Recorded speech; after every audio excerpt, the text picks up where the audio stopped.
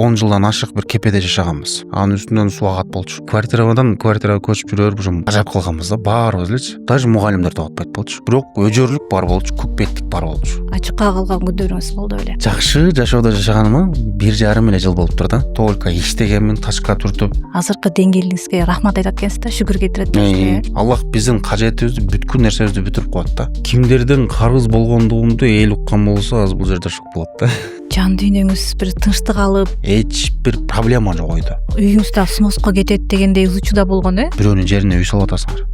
Тез арада келет деди. Азыр бизнес кылганга мен акым жок дейм да. Апам ушунчалык кыйынчылыктарды көргөн, ал мен детально айткан болсоң өтө кыйын да. Эркек бул жокер, эркек бул арстан, эркек бул ишкер. Кайсы учурда жашооңузду Аллага тапшырдыңыз? Мен колуман эчтеке келбейт. Мен алсызмын. Мен күнөөкөрмүн. Бардык күнөөмдү мойнума алам. Ооба сөз түрүндө пайдасы тиет, бирок жүрөк менен айтсаң да.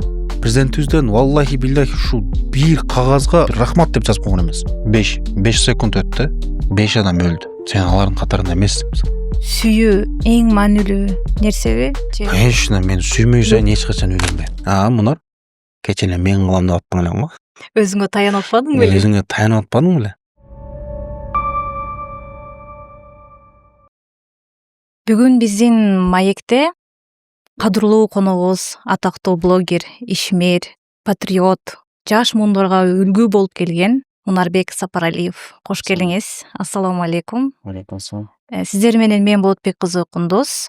Айтып кетчү нерсе, урматтуу көрүүчүлөр, биздин маекти аягына чейин көрүңүз, анткени сиздер үчүн коногубуздан өзгөчө сырдоо белеги бар. Өзүңүз жөнүндө кыскача тааныштырып кетсеңиз. Менин аты жөнүм Мунарбек Кутбийдин уулу. Негизги паспорт боюнча өзүм Оштон болом, Чоң Алайда. Анан Жалал Абадта чоңоюп калгам. Анан эч бир жерде окуган эмесмин. Ошол блогерлик мени жүрөт. Блогер мен алек болуп. Биринчи суроом бул жеке сиздин оюңузду угум келет. Биздин президент Садыр Жапаровду мени жолуксаңыз эмне деп сурамаксыз биринчи? Той, мындай суроо. Мындай нерсени мен өзүмө да бербепмин, чын айтканда, өзүм да ойлонуп көрбөпмүн. Ал эми мен жеке өзүмдүн мындай бир оюмду айтайын. Садыр Нуркожоевичтин азыркы кылып аткан жумуштарынын баардыгы менин купулума аталат. Эми айтып атат, биз эми диний блогер болгонубузга дагы байланыштуу кээ бирлик учурларда силер эмне үчүн акыйкатты айтпайсыңар деген маселелерди козгойт. Бирок дүйнө жүзүн башкарып аткан мамлекеттер бар да. Мына ошол себептерден улам биздин президентибиз, ажообуз өлкөнүн туруктуулугунун кармоо максатта дагы алардын кээ бирки ой пикирлерин аткарууга мажбур болуп калат да. Мен эмне жөнүндө айттым, примерно адамдар түшүндү окшойт. Азыркы иштерин мен эң башкысы колдойм. Дагы мен мындай бир ийгиликти каалайм да. Ошол эле. Ата энеңиз кимдер? Каяктан болосу? Сиздин бала чагыңыз каякта өттү? Ошол жөндөр бир кыскача айтып кетсеңиз. Менин ата энем өздөрү ошол Чоң Алайдан болуп, Каратейт деген айылынан, жөнөкөй эле, карапайым. Ал жакта ошол биз адашпасам бир 4-5 жашыбызга чейин эле мен жеке өзүм ошол жашыма чейин эстей алат экем. Каратейт айылында чоңойдук. Калган учурда ошол бизде мал, мөлк, ошол сыяктуу бир эгин, талаа деген нерселер жок болгонуна байланыштуу. Анан Өзгөн шаарына көчүп келгенбиз да. Анан ал жакта дагы 2-класска чейин эле, 1-классты аяктап бүтүп эле ал жакта аябай кыйналган болчук. Эми жумуш жок, эч нерсе жок. Ошол Айыл. Айыл да. Мындай бир таанышың деле жок, чужой районго келип алгансың да. Анан биз бешөөбүз болуп 50 сом үчүн күндө баягы семчкалар барбы, күн карамаларды. Ошолордун башын алып, кыскасы ушинтип кызмат кылат элек. Андан кийин эле ошол ата энем, атам Жалал Абадка кетип, анан ошол жактан отурукташып, Жалал Абадта ошол жумуш бар экен деп атам тачка сүйрөйт эле. Анан ошол мен атамды көрүп алып, биз дагы жардам беребиз деп, биз дагы тачка сүйрөдүк. Анан бала чагыбыз ошол Жалал Абад шаарында, меники ошол Жалал Абад шаарында болду, өстү, ошол жакта өттү. Мектепти да ошол жактан аяктаганмын. Анан ошол тиричилик себептен окубай да калганбыз. Ошол ата энебиз ошол эч бир жерде иштебейт. Жөнөкөй эле үйдө эле. Чындап кыйын, ачыкка калган күндөрүңүз болду беле? Ачыкка калган күндөр, мен чынын айткандачы, жакшы жашоодо жашаганыма 1,5 эле жыл болуптур да. Эсептеп көрсөкчү, кече апама дагы айттым ушул нерсени. Өткөндө Ошко өзүм жалгыз сапар алдым. Ошол учурда жолдо өзүң жалгыз болсоң, кыйкырат экенсиң, өкүрөт экенсиң, ыйлайт экенсиң, Аллага шүгүр айтат экенсиң, мактоо айтат экенсиң. Неге? Анткени Алла Таала ушунчалык бир неаматтарды көйтүптүр да. Ошолордун бир ар бирин эсептеп кетип атында. Аллах мага ушинтип ден соолук бериптир. Ушундай бир кыйын жашоону берип, анан ушундай бир чоң эбегейсиз ийгиликтерди бериптир. Жакшылыктарды берди. Ушул нерселерди эстип алып, ой, шүгүр кылып мындай бир келдим да. Эми муну айтканым себеби шүгүр кылгыла деп атпайбы? Ар бир нерсени мындай бир жашообуздагы ден соолугубузга да шүгүр кылбайбыз да бизчи. Ошол нерсеге да шүгүр кылган болсок, ден соолугубуз жакшы болуп жүрө берет. Ошого да басым бербейбиз. Ошого басым бербейбиз да. А бизге мисал келтиргенде тамак аш келип атат, ошол нерсеге да шүгүр кылган болсок, Аллах Таала дагы көбөйтүп бере берет да. Айтайын дегеним, мен ачкачылык күндөрүм ушул бир 23, 25, 26 жашыма чейин ошол бир ток жашабапмын да. Бизде бир учурларда болгон, биз өзү негизи 10 жылдан ашык бир кепеде жашаганбыз. Анын үстүнөн суу агат болчу. Тол деп коет, ошонун үстүнө жаап койгон. Аны апам иштеп, апам менен атам иштеп, ошо набай кылат эле ал учурда. Анан $3000 алганбыз ал үйдүчү. Ошондой болсо дагы баягы эмнеси болсо дагы айтат го биздин кыргыздарчы, үңкүр болсо да үйүң болгон жакшы депчи. Квартирадан квартирага көчүп жүрөр, ушул тажап калганбыз да баарыбыз элечи. Ошол учурда жанагы кышында биз кирзовый өтүктөр бар го, болгондо да баягы жуп-жука. Мына ошол өтүк менен 350 сомдон 200 сомдон сатат болчу. Тайнебиз алып бергенлер раматылык. Ошону алып кышта ошол кийим менен чыгат элек да. Биз мындай бир жаңы кийим кийүү деген нерсени дээрлик билбейт элек да. Бири-бирибизден калганын кетет элек. Жана ошондой туугансыз? 4 тууганбыз. Улусузбу? Ортончусумун мен. Ушундай күндөр өткөн да негизи. Ачкачылыкты эми мен ойлойм, азыр мисал келтиргенде кут курулуш компаниясында эле Байкеден сурап көрсөң, мен катыктан жеп чоңойгонмун дейт. Эми күчтүү адамдар ушундай болот экен да. Кыйынчылыкты өтөт экен. Мен өзүмдү күчтүү деп эсептей албаймын. Бирок эми ар бир абалыма шүгүр кыламын. Мектепти бүткөндөн кийин дагы жогорку окуу жайга эмне үчүн тапшырбай калдыңыз? Мунун бардыгына тирикчилик себеп. Анткени өзү кыйналып жашайбыз. Кепеде жашайсың. Мектепте эч ким эле тоготпойт. Даже мугалимдер тоготпойт болчу. Мына кийимиң не деген кийим депчи. Мектепте ошондо Жалал абадтан бүтөсүзбү? Жалал абадта номер 6 орто мектепте окугам. Анан окуучулардан эми башкалардан эле мындай бир жакшы сөз укпайсың да, мисалы. Бирок өжөрлүк бар болчу, көкпеттик бар болчу. Эч биринө мындай бир эми бербейтин, кайтпаган, өзүңдүкүн бербеген. Өзүмдүкүн калп болчумун. Ошол кыйынчылыкты көрүп атасың, анын арактан туруп ата-энең да кыйналып атат да. Акча таппайсың, өзү күндө бир 5 адам биригип 700 сом, 500 сом, 600 сом табат. Анан ошол акчаны көрөсүң дагы же контрактка жетпейт, же жашооңо жетпейт, же башкага жетпейт. Анан кой, мен ата-энем кыйналып аткан болсо, мен окуймун деп кетип калсам, башка жака же болбосо каякта болсо деле кетип калган болсом, ата-энем кыйналат деп мен ата-энем алдынан жылган эмесмин. Только иштегенмин, тачка түртүп, бирөөнүн ишин кылып, коробка топтоп, кардондор болот эле го, эмелерди, конфет эмелер. Ооба. Ошолорду түнү менен 3-кө чейин, 4-кө чейин, 5-ке чейин топтоп туруп анан нан жабат элек да.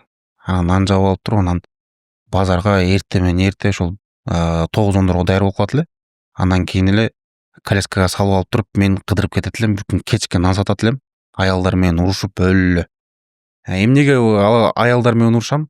Анткени ал эжелерибиз баягы мен клиентти тартканды жакшы билет элем да. Байке келиңиз деп туруп, сатканды билет. Айтор менин наны бат эле түгөйт да. Аны биздин эжелерибиз көрө албай эле. Сен мен алдыма туруп, мен алдыма туруп алдың, сен аракка бар, сен бул жерде сен жаңы эле келгенсиң деп кошпой, ушул сыяктуу нерселерди кылат эле, бирок все равно нандарды сатып бүтүрүп, анан кечке уже 5-6ларда уже базардын ичине кирип кетет элек дагы. Анан коробка топтойт элек. Анан топтоп алып бирөөнүн ишин кылып берет элек. 2-3 саат жүктөрүн ташып, маломойший магазиндер бар болчу. Ошолордун иштерин кылып туруп анан кийин үйгө барат элек да.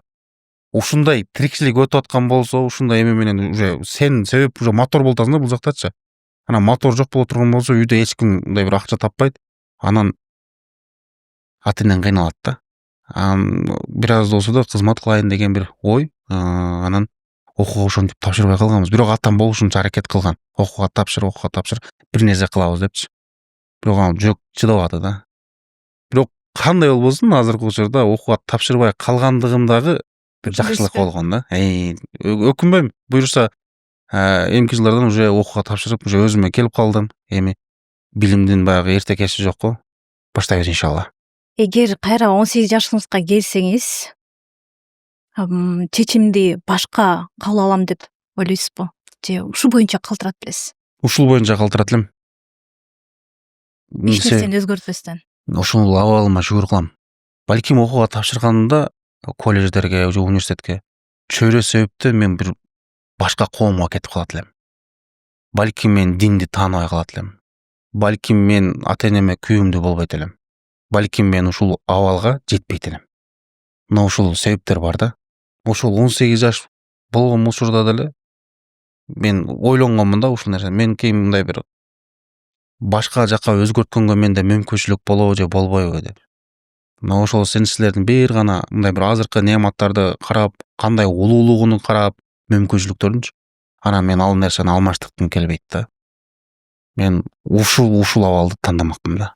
Азыркы кездеги Мунарбек мырза ушул кыйын жолду өткөн үчүн азыркы деңгээлиңизге рахмат айтат экенсиз да, шүгүр кетирет экенсиз. Мисалы, пайдасыз же бир керексиз продукт болсо, бирок чоң акча сизге сунуштаса, жарнама кылат белесиз? Жок, кылбайт элем. Анткени эми мындай да. Мага мен эми мисал келтиргенде диний тармакта анан ар бир нерсени өзүмдүн идеям менен адамдарга мындай бир жеткиликтүү жарнама кылгандыгыма байланыштуу көптөгөн ишкерлер мага кайрылышат. Реклама кыл бер, иштешели депчи. Мисалы буга чейин казино боюнча да кайрылышкан. Жөнүнө эле бир акча көбөйтөлү, элди мындай кылалы дегендер да кайрылышкан. Түрлүү баягы сетевой маркетинг мемелер бар, компаниялар бар го. Мына ошолор да кайрылышкан. Күндө мисал келтиргенде бир 10 реклама түшүп аткан болсо, ошонун 7-8и артка кайтат да. Анткени сен баягы ушул деңгээлге жеткениңе биринчиден Аллах, экинчиден эл да, коомчулук. Коомчулукка кыянаттык кылып алсаң, временно акчаны табасың. Машаллах деп туруп сонун акчаны табасың. Примерно мисал келтиргенде $1 миллион тап. Бирок $1 миллион сени мындай бир ийгиликке, жол болсо бир жетишкендикке, жол болсо бир кадыр барктуулукка, бир жол болсо элдин мындай бир төрүнө өтө албайсың аны менен. Хоть $1 миллион акчаң болсо делечи. Эл сыйлабаса, сен уже элге кыянаттык кылып койгон болсоң, пайдасыз нерсени реклама кылган болсоң, биринчиден элге кыянат кыласың, экинчиден эртеңки күн дагы бар да. Кыяматта кантип бул нерсеге жооп бересиң? Мына ошолор. Коомдун бузулуусуна мен эч качан себепчи болбошум керек. Коомдун зыян болуусуна мен эч качан себепчи болбошум керек да. Азыр мен максатым эмне? Коомду агартуу да.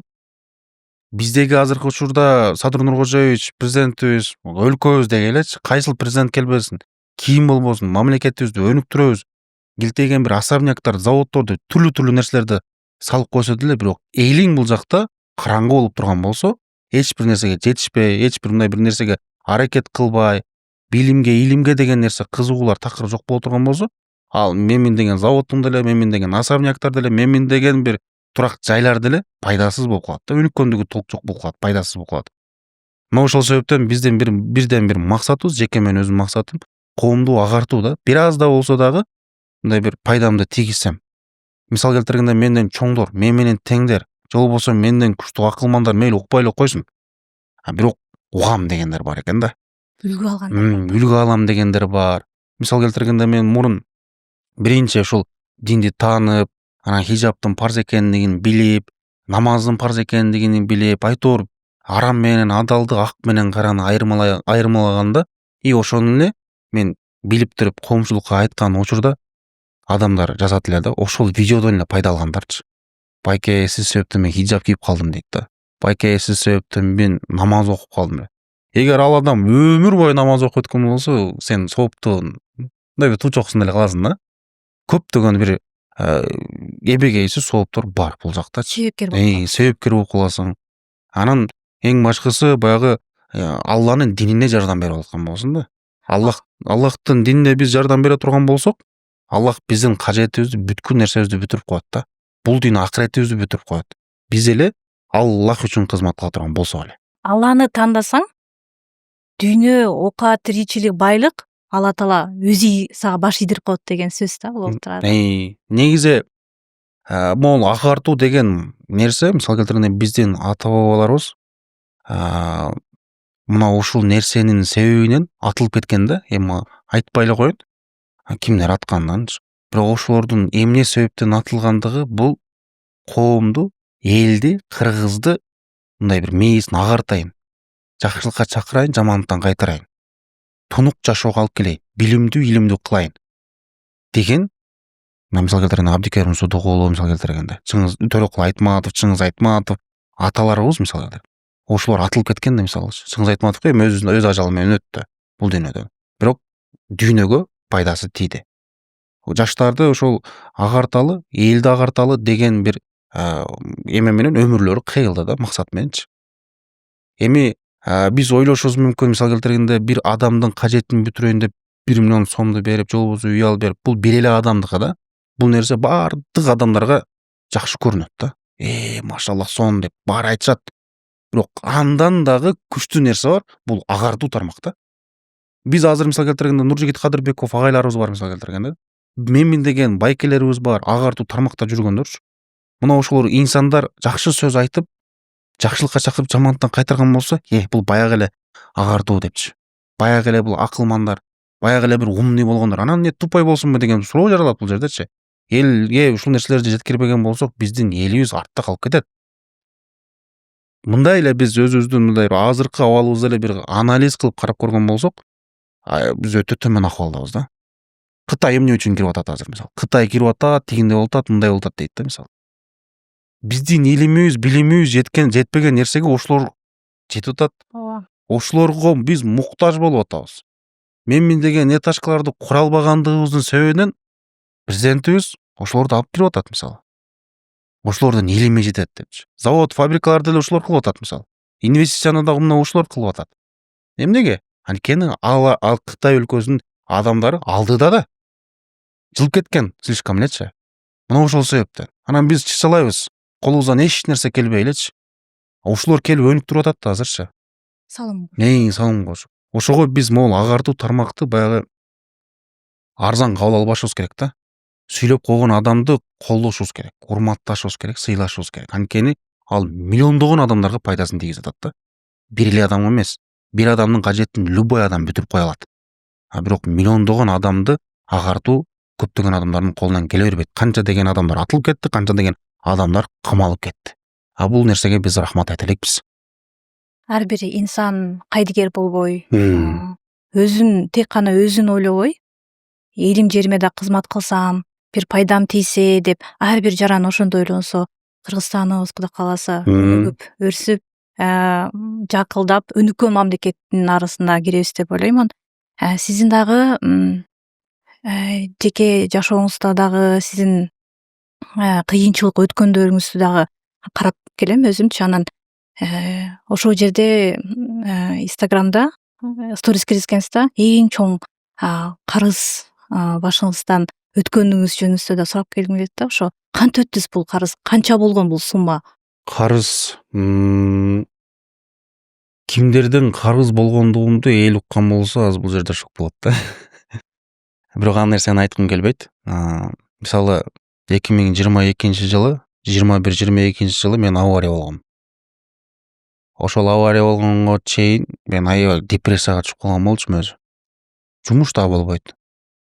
Ушундай бир кыйын абал болуп калгандан кийин мен өзгөндө мындай болгондо, ушул башынан баштап айтып берейин ушул нерсеничи. Өзгөндө мен шам намазын окуп чыккам. Шам намазын окуп чыгып мен жумушка кетип атканда, жумуштан кайтып атканда сөзсүз түрдө садака берет болчумун.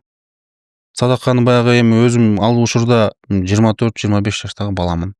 Анан көптөгө акча таппайсың. Бирок Аллах Таала баягы берсең көйүт берет деп атпайбы? Ошого мен күндө эрте менен кетип атканда, же болбосо кайсыл бир жерде бир муктаж адам кезиктирип калган болсом, сөзсүз түрдө жок дегенде бир 1000 сом берип кетет элем да. 1000 сом, 2000 сом, 3000 сом, 5000 сом канча боло турган болсо, ошо мүмкүнчүлүгүмө жараша берет элем да. Анан ошол эле күнү чоң акча табат элем менчи. Соодам дагы жакшы болот болчу. Анан Бир күнү ошол шам намазын окуп Өзгөн шаарында шам намазын окуп чыккандан кийин мечиттен чыкканда эле бир эже муктаж болуп турган экен да. Анын чөнтөгүмдө бир пачка акча бар болчу. Карасам жалаң чоң акчамы 5000 сомдук, 1000 сомдук, 500 сомдук, бир 20-30 сом же болбосо 100-200 сом жок да. Анан бир чети жумуш жок. Сооданын акчасы. Анан ал эженин көзүнчө эле алып чөнтөгүмдөгү акчаны алам да кайра чөнтөккө салып туруп кетип калам да.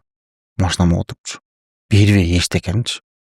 Эчтеке бербей эле. Навс ойноп кетти. Ошол жерде чот мындай бир пока азыр иш болбой атат. Ичине сабыр кылып туралы деп туруп ушул жерде шайтан катты ойноп койгон да. Месса да. Анан ошол учурда машинама Toyota Wish дейт элем. Отуруп алып туруп кеткем.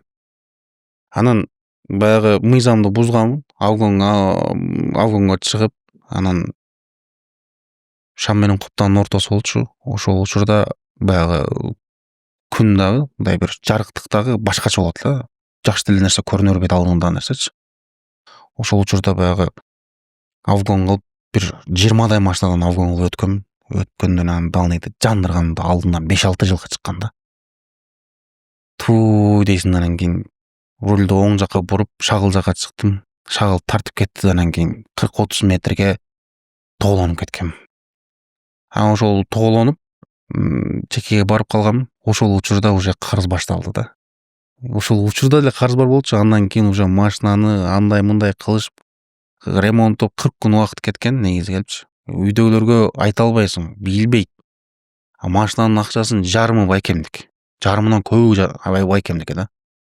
Эми баягы биз бири-бирибиз менен эсептешип турабыз да. Болбосо баягы ынтыма кыпырап кетет дегендей. Ооба. Анан кийин ошо ар бирибиз баягы ким канча акча алган болсо, кайра ордуна коймой. Анан ал жакта байкем дагы ал акчаны жөн тапкан эмес да. Мээнет менен тапкан, орустун туалетин жууп тапкан, мисалы. Аябай кыйналып тапкан да. Анан мен туруп эле эмоция калтырып кетесиң. Эмне алар үчүн түрлүү нерсе болот да. Скорость менен айдагансың, анан мындай болгонсуң деген ой келет да алардачы. Байкемдин акчасын беришим керек. Биринчиден.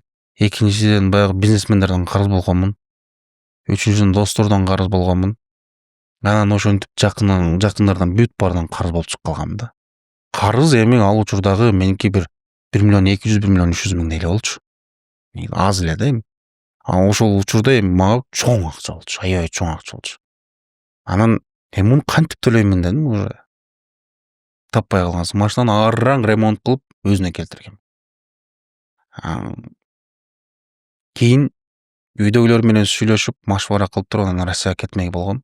Анан Россияда байкелерим тосуп алып, бирок ошол жакта 100 күн ровно жүргөм. Иш болбойт да. Карыздар чалып атат. Бербейсиңби депчи. Иш болбой койду. 100 күн ошентип жүрдүм, анан кийин интернеттен баягы коучтар барго. Ооба. Ошолордун сөзүн угуп калып, бизнести нолдон кылабыз, тигиндей кылабыз дегенде, менде да кичине бир опыт бар эле. Сатуу тармакта жүрүп калдым эле ошол. Нан саттым, банан саттым, дарбыз саттым, тачка сүрөдүм, магазинде иштедим. Анан өзүм дагы бизнес кылдым кичине соң. Мага оңойлуу болсо керек дедим. Анан байланыштым бирөөсү менен. Анан кел деди. Бишкекке кел. Биз сени мындай эме кылабыз. Өстүрөбүз деди. Бир нерсе үйрөтөм деди. Окей дедим. Мен ага мынтип кайрылганмын.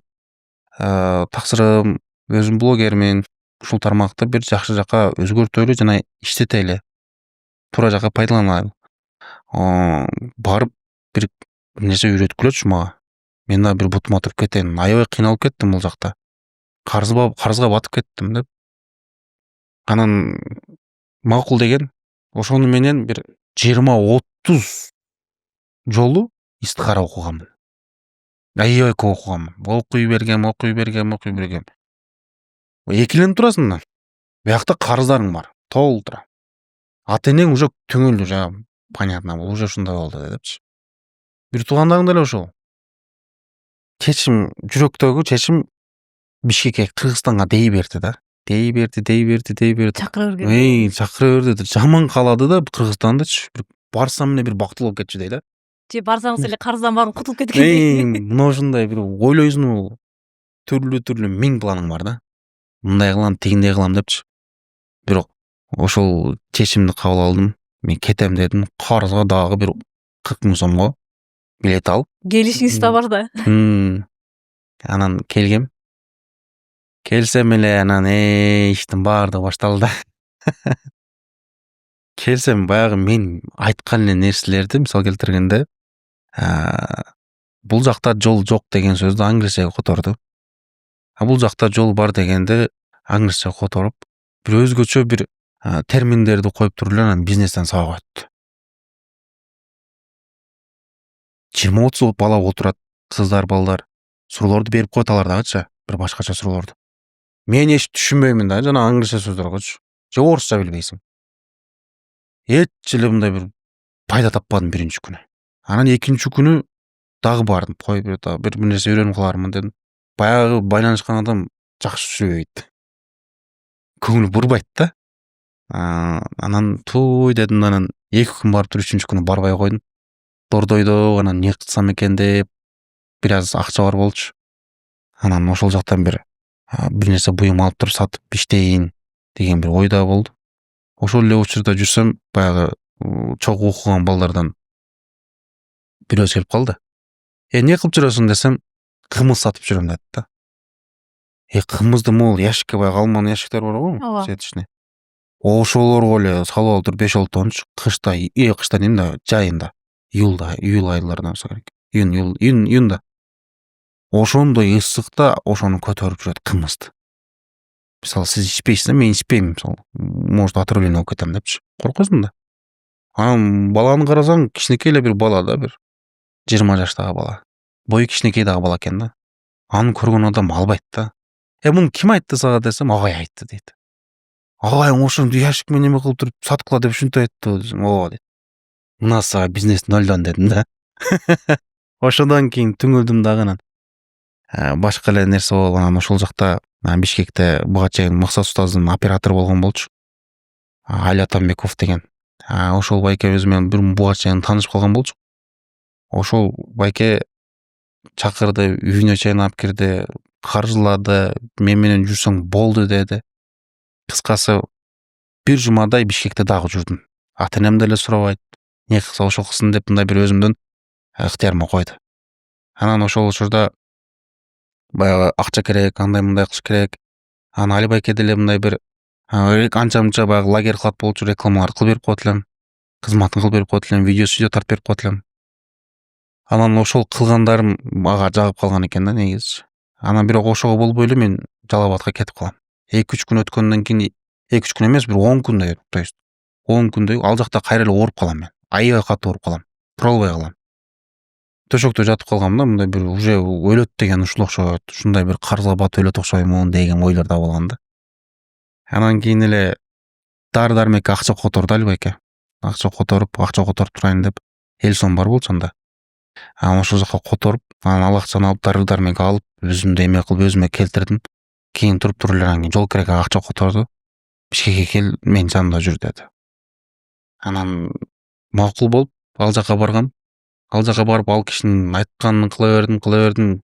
Бирөөдөн жакын адамдан 33 000 карызым бар болчу. Ошону анан сурандым. Байке, могул жакта 33 000 карыз болбой калды, бериш керек болуп калды. Десем, ал болсо жердин түбүнөн болсо да таап келди да. Алып келип, могу карызды кутул, карыз болбо деди. Анан карызды бердим. Ал жактан кутулуп, ошо менен Али байке менен мен 1 жыл бою эч кандай айлыкта калбай, эч нерсе кылбай, кызматын эле кылып жүрө бердим. Ал менде кийимдер да жок болчу да. Анын эле кийимдерин кийет болчумун. Ошентип эле жүрө бердим. Ушундай болуп жүрөп 1 жыл бою ошол Бишкекте анализ кылгандан кийин анан умрага жолдомо келип калды. Али байке баягы умра компанияда кызмат кылып, андай булдай жүрүп калып, анан Унар ушунча болуп калды. Эми сага Алланын ыраазылыгы үчүн, чечисти Алланын ыраазылыгы үчүн, бул реклама эмес. Бул вообще реклама эмес. Рекламага тиешеси жок. Сен барасың, короче. Реклама кылбай эле, жөн эле ибадат кылып кел деди да. Зиярат кылып. Ибадат кылып кел мошна деп. Кичине бир эс аласың деди. Мен акыбалымды билет да ал. Анан башкача сезимдер. Даярданасың, үйдөгүлөргө айтасың, сүйүнчүнөсүң, барсаң барып кел деп алар батасын берет. Анан ошентип умрага барып келгенмин. Барып келгенден кийин анан уже жумуш башталды да. Али байке менен иштешип, ал жактан да айлык ала баштадым. Умрага барганда жан дүйнөңүз бир тынчтык алып, бир кандай сезим болду ошол жөнүндө? Биринчи барганымда Мадина шаарына түштүк да. Мадина шаарына барып, жеткиче негизи баягы аэропорттон Мадинага чейин жеткиче контент кылып бардым. Мен баягы Аллага мындай пендеге ыраазылык айта албаган, Аллага да ыраазылык айта албайт го.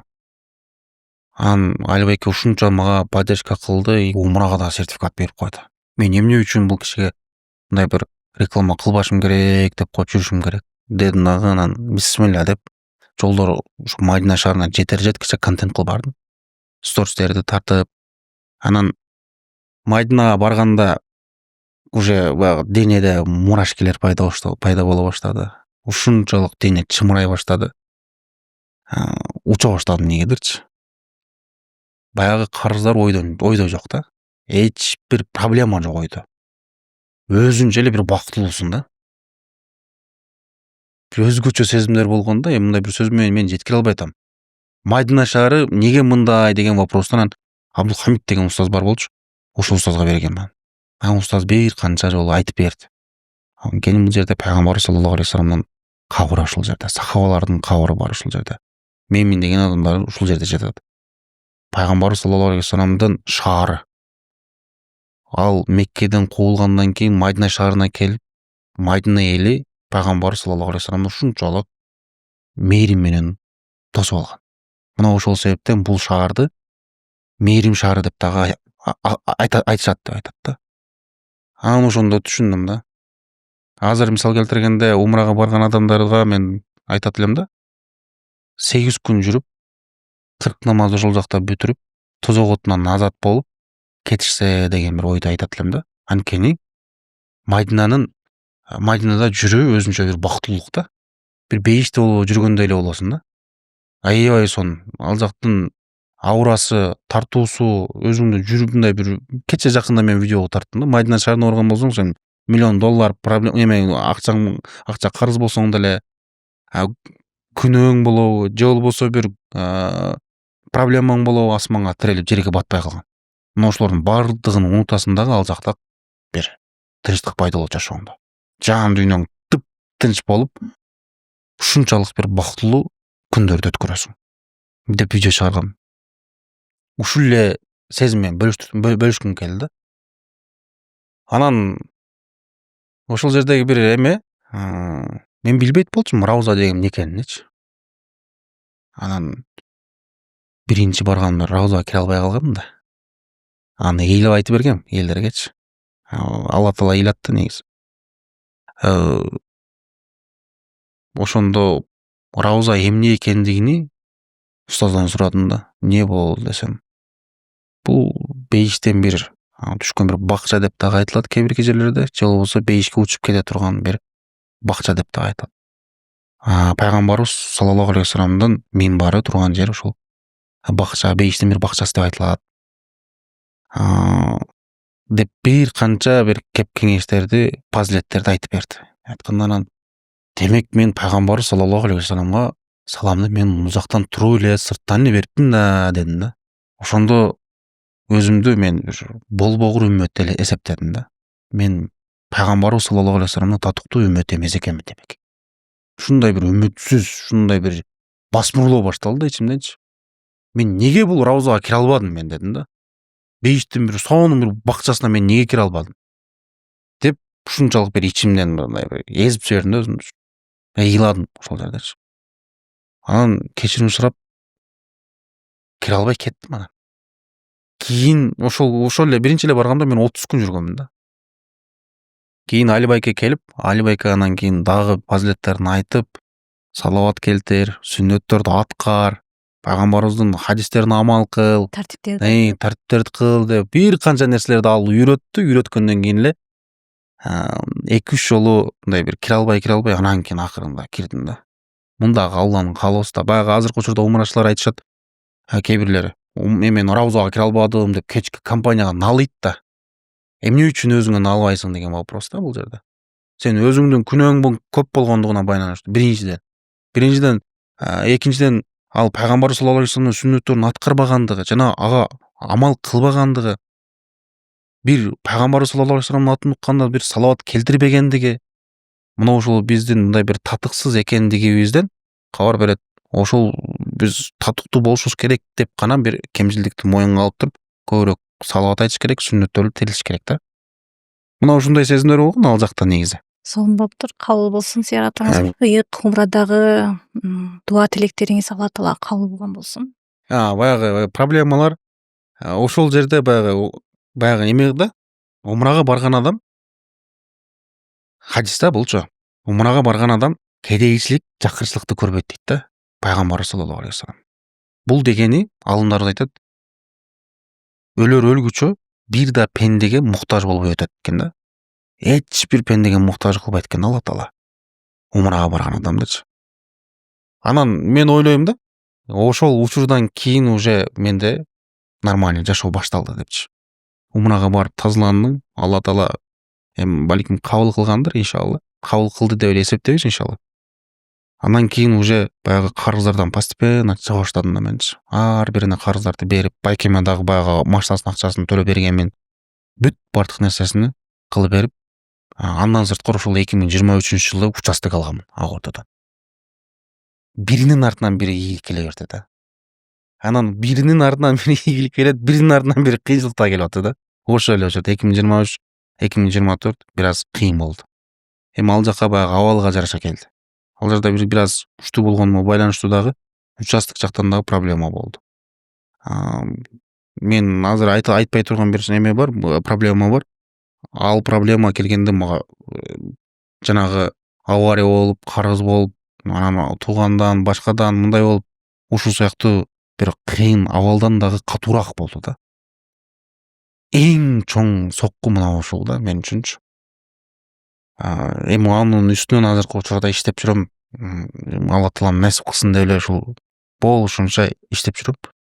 Бирок ошол учурдагы эң чоң сокку мына ушул болчу. Жалгыз калып кеткенмин. Үйдө өзүм жалгыз бүтүргөм да. Үйүңүз да сноско кетет дегендей ызычуу да болгон, Ал жер баягы үлүш ээлери келип калган да, менин участогумданчы. Биздин эле линияда бизде документ жок. Эч кандай документ жок, бир гана ошол доверенность эле бар да. Садыр Нуркожоевич баягы бир эженин үйүнө бирөөлөр бузуп койгондо анан барып туруп өзү салып берди го. Могул жердин кызыл документин полностью бүтүргүлө мен өзүм көзөмөлүндө болот деп элге айткан. Ошол себептен бир канча адамдар кызыл китептүү дагы болушту да. Анан ошол учурда өзбек усталарды салган элем. Эмелер болуп, баягы фундамент коюлуп, кирпичтен бир 30-40 катарны кылып калды, бүтүрүп калды эле да, куруп калды эле. Ошол учурда мен бир ишкер менен сүйлөшүп договор кылып жүрөт болчумун. Анан бир маалда звонок келди. Мына могул жакта бирөөлөр келди дейт. Милициялар менен келди дейт. Неге десем, участокто бул жерге эмнени максатта үй куруп атасыңар? Ушул сыяктуу маселелер экен деди. Анан кийин бериңизчи телефонду десем, силер эмненин негизинде үй куруп атасыңар бул жакта деп вопрос берди. Жашаш үчүн да, эмне үчүн кылат эле деп мен ага грубо сүйлөп койдум. Анткени сөзү жакпады да, мындай бир башкача келди. Анан кийин бул жер менин жерим. Силер бирөөнүн жерине үй салып атасыңар. Тез арада келгиле деди. Месса дедим да. Жүрөк. Андагы жүрөктүн соккондугу вообще страшно соккон да. Вообще башкача болгон. Уччу барганда фит айдайт болчумун. Учуп барып дароо эле баягы участок несине чалдым. Ал дагы бат эле келе койду. Ошол жерден анан кошуналар чыкты. Мен азыр жашоодо эң мындай бир ийгиликке же болбосо мындай бир жашоодо бир жакшы нерсе тапкандын эң мындай бир улуу мындай бир кандай десем, баалуу нерсе таптым десем, мен кошуналар дейм да. Баягы биринчи үй албай, биринчи кошуна ал дейт го. Мен кошуналарым алтын да, аябай сонун да кошуналарымчы. Бир маалда кошуналар келди, мунар не болду дейт, баягы үлүш ээлери келип алган да, үлүш ээлери жокко чыгарылган ал нерсечи. Бул биздин жерибиз деп эме кылып атат. Азыр могул жерден таш бараң кылып тур, сени могул жерде сабап туруп жөнөтүрөбүз. Эсиң бар да, этегиң жийип кетип кал деди. Ошентип бир канча ызычуу болду, апам анда билбейт болчу. Алар анан кийин акыры кетишти. Ошондо чоң бул дагы өзүнчө бир проблема болду да. Өзү негиз келип 1 жарым айдын ичинде эле үйдү бүтүрүш керек болчу. Алынай нерсе болбой калды да. Анан апам аны укпай эле баягы мен айтпаганмын да, апам кызылат болбосун деп. Башка бир туугандардан угуп турду анчы. Угуп алып ыйлайт кызалап болчу. Эмне болот депчи. Анан кийин эчтеке болуп бүт бардык нерсе сонун болуп бүтөт. Үй да салынат. Бардыгы болуп бүтөт. Эми ал жерде эркексиң да сен. Апамды болушунча сурап атам. Эмнегедир баягы жакын арада бул кыйынчылыктан чыгасың деген бир чөктө эме болгон экен да, сезим болгон экен да мендечи. Апам айтканмынчы, апа ушунча кыйынчылык өттү. 15 жылдай кыйналдык да, 15-20 жылдай кыйналып койдук. Анан 1-2 айлык кыйынчылыктан мындай бир көздү бир жумуп туруп ачсаңыз, ал нерселерди унутуп кетесиз. Жок болуп калат. Дегенмен да. Азыр ошол сөздү эстетем дайымачы. Апа билесизби ушундай деген элем депчи. Азыр алхамдулилля мен мындай бир азыр мен бизнес да кылбайм да. Мен көп болсо инвестиция кылам да. Анан мендеги эң чоң миссия үйдү толук кандуу бүтүрүп, апамды бир сонун бир жашоодо жашатыш да. Азыр менин бизнес кылып банкрот болуп, ал банкротчулукту апам угуп алып кызылат болсун вообще кылбайм. Азыркы жашоом ушул шүгүр. Ушул темп менен туруп турайын пока. Бизнес кыла турган учурда келет. Анда убакыт Убакыт сааты келет. Укам, акам да айтат да мисалчы. Бизнес кылбайлыбы депчи. Азыр бизнес кылганга менин акым жок дейм да. Менде аудитория бар. Аны менен деле мисалы келтирип, не алып келген болсом сатып, бир нерсе кылып кетсем болот. Бирок банкротчулук деген ыктымалдуулук да бар. Мына ошол себептен мен бул нерсени кылганга вообще акым жок. Апам азыр нормаль жашоодо жашаш керек. Неге? Эң көп кыйынчылыкты көргөн биздин апабыз да. 15 жыл бою нан жапкан. 15 жыл бою. Анда бизде душ-пуш вообще нерсе жок болчу. Ушундай бир эме болчу да, кыйын болчу да. Биз ошол баягы кранттын астына эле шейшеп-пешептерди коюп мындай кылып алычы. Ошол жерде эле жүрүп алып чоңоюп калгансың ал жерде 18, 19, 20 жаштагы баласың. Ошондой болсо да ошол жерде жүрүп жүрөсүң да. Неге? Бар неамат да бул. Болгон мүмкүнчүлүгүң ушул, андан башка мүмкүнчүлүгүң жок. 50 сом, 60 сом эле баня өзүчө кирсең болот. Душ 20-30 сом. Ошонун да эме болосуң да, аяйсың да. Эми жокчулук да. Апам ушунчалык кыйынчылыктарды көргөн, ал мен детально айткан болсоң өтө кыйын да. Апаларыбыз ушунча чоң мындай бир бактылыкту көрбөй эле өтөт экен апаларчы. Эмне үчүн мен өзүңүз мындай бир көрөт экенсиз, байкайт экенсиз, аялдардын укугун мындай бир тарабын талаша берем да. Укугун коргоо элечи. Анткени мен аялдын аябай кыйналганын мен билем да. Көргөнсүз.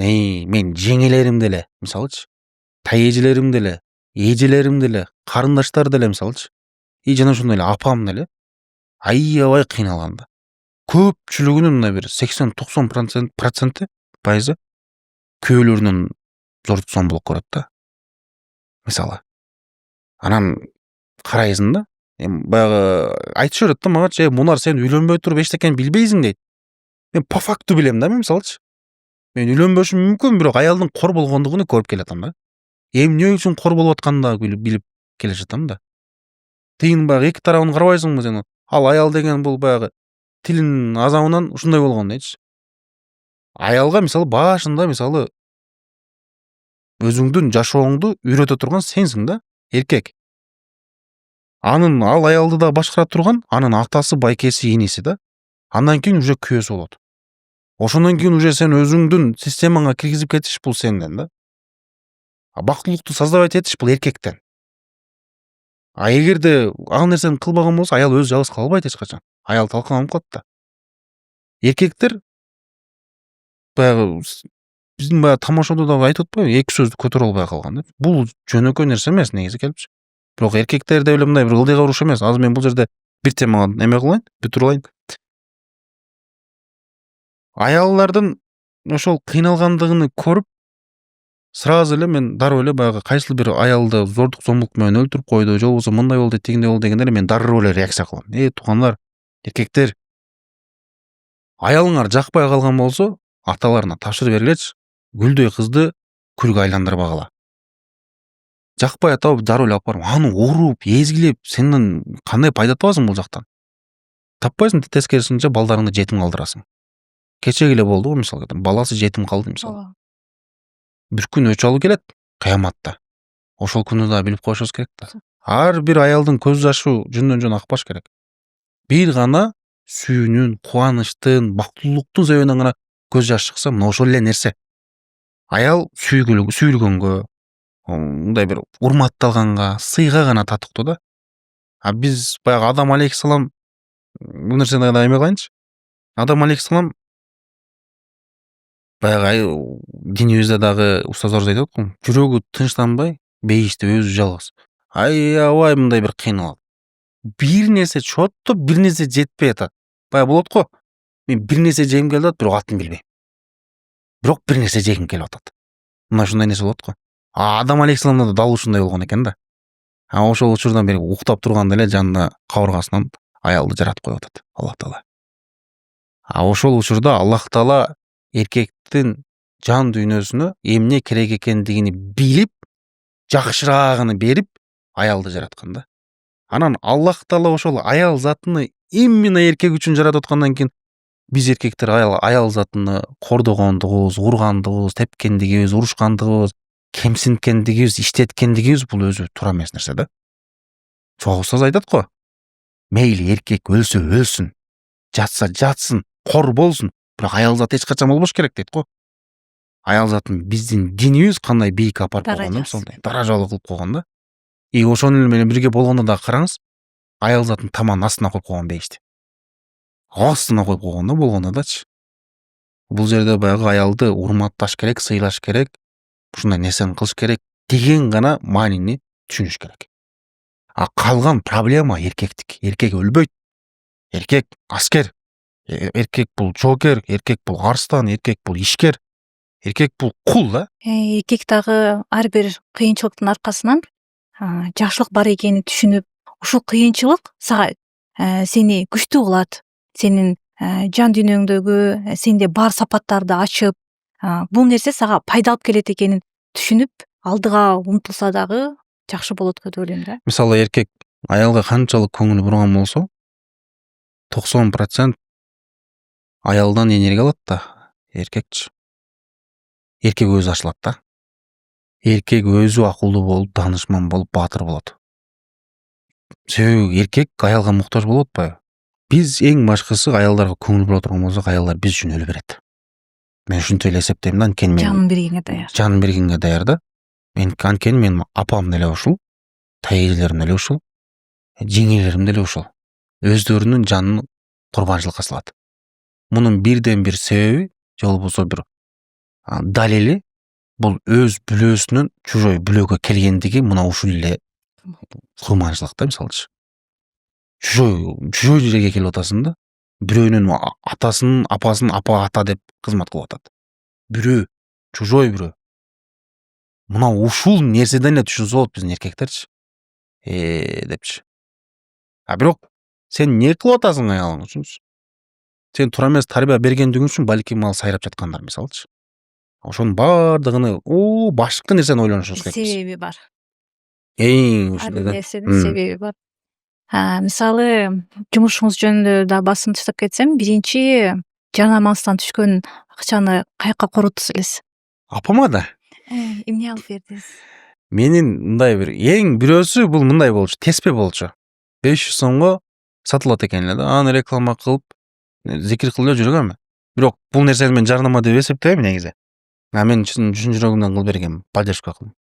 Менин эң чоң жарнамам бул азыркы учурда хит болот, өзү негизи хит да негизи келипчи. Инстаграмда эми жүргүзүп кетип аткан болчумун. Ошол учурда аты ким эле? Заманбап желелери деген баягы күмүш, анан сырты алтындан жалатылган бир сонун билектер болчу, цепочкалар болчу. Аябай хит болгон болчу да. Мына ушул нерсени Манас деген бала айтмакчы. Өтө сонун бала алдачы. ошол бала экөөнү берди да. Мен сөзсүз түрүндө мен тайжемди алып жүрөм да. Любой эле жерде кайсыл жакшылык боло турган болсо, болушунча колумдан келишинче тайжемди жаныма алып жүрөм. Анткени анын уулу жок, анын күйөөсү жок да. Эки эгиз кызы бар. Сон. Анан кече умрага барганда дагы апам жалгыз жүрбөсүн деп тайжемди да алып алгам. Ошол биринчи рекламам ошол болчу. 2 билерик берген болчу. Анан бирөөнү эле беребиз деген эле да. Мага экөөнү бергиле. Мен жакында Жалал Абадка барам. Менин 2 апам бар. Ошолорго беришим керек. Дегенде анан кийин алар түшүнүп дагы анан экөөнү берген. Анан экөөнү алып туруп, апамдарга алып барып, экөөсүнө берип подарка кылгам. Анан ошол жакта эле реклама кылып бергем. Биринчи рекламам мына ошол болгон болчу. Сразу эле апама кеткен да. Жакшы. Депутат болууга ниетиңиз барбы? Бар эле.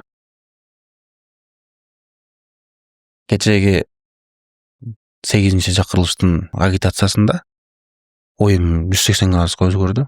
Эмне үчүн? Таланттосубуздун агитациясында жүрдүк. Ал жерде баягы аны менен кошо жатасың, анан кошо турасың да. Жөнөкөй бала далчы.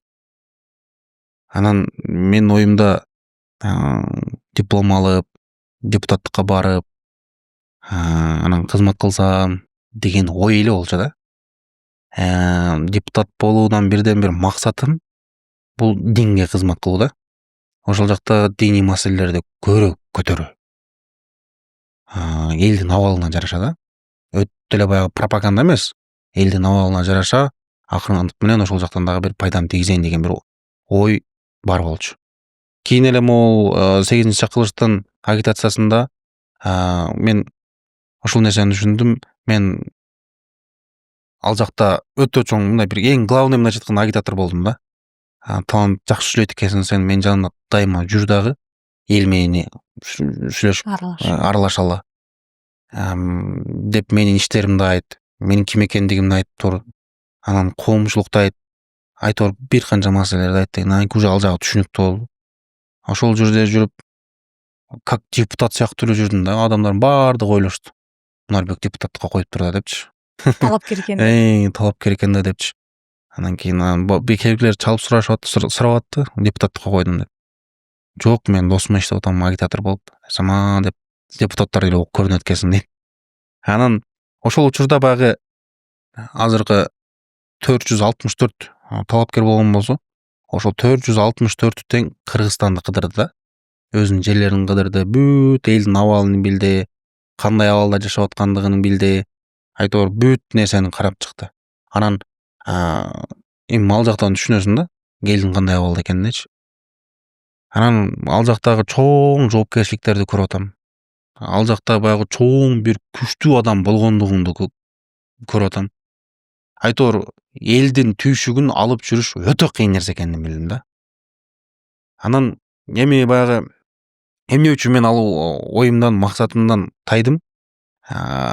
Временно тайдым, убактылынчачы. Ошого чейин мен күчтүү болушум керек экен дедим да. Азыр айтып атпайбы? Кече бир жаш депутаттар барды, анан кээ бирки суроолорго жооп бере албай атышты. Анан комментарийни окуп чыктым бир катар. Адамдар айтып атат да, бул жаш, биринчи жолу келип атат, муну түшүнсө болот, барып үйрөнүп кетет дейт да. Бышат дейт. Мен ал нерсеге кошула албайм. Мамлекеттин келечеги, тагдыры бул эксперт кыла турган нерсе эмес да. Бир суу эмес, же болбосо бир буюм эмес. Бүтүндөй 7,5 миллион калктын жана Кыргызстандын тагдыры бул нерсе менен өлчөнбөш керек да. Ал жакка иштеймин, мен быштым уже, мен только иштеймин деген адам гана барыш керек да. Адал иштеп, өнүктүрөм, өсөм. Ошондой максаты бар адам, ошондой бир мыйзамдарды билген адам, мыйзамдын тилин түшүнгөн адам, элдин абалын билген жана элдин абалын көтөрө аламын деген адам гана барыш керек да. Анан мынтип алып туруп, эл дагы өзүнө эс келип элди оңдобойбуз да бизчи. Мынтип сүйлөгөндүгүбүз, анан колдоп койгонубуз, колдоп коюш керек деген бул нерсе да болбош керек да мамлекеттин тагдырынын астындачы. Мамлекет бул оюнчук эмес да. Азыр кандай деген эл жүрөт, мамлекети жок. Азыр ошол мисалы биз түшүнөлү мейли. Дагы биз 5 жыл жөн эле жүрө жөн элечи. Анакта баягы пенсия ала албай жүргөндөр бар мисалы. Анакта баягы үйүнө жеткире албагандар 6, 7, 8, 9 балалуулар бар мисалы. Квартирадан ошондой кыйналгандар бар. Суу жетпеген айылдар бар мисалы. Булар не кыйналып жашай берсинби? Сен барып ысык үйдө жатасың центрде. Бирок берактагы карапайым эл кыйналып атат да. Эксперт кылып бүтүп алышсын деп күтүп отурсун мен мисалчы. Бул бала эми акырындык менен деп мындай. Бирокта кыйналып атат. Бул акмакчылык болуп калат да. Элдин өзү мындай бир элге өздөрү душман экендигин билишпейт да мисалы. Кайдыгерчилик да булчу. Ошон үчүн биз күчтүү адамдарды бийликке алып келишибиз керек да. Садыр Нуркожоевич кандай кыйынчылыктарды көрдү?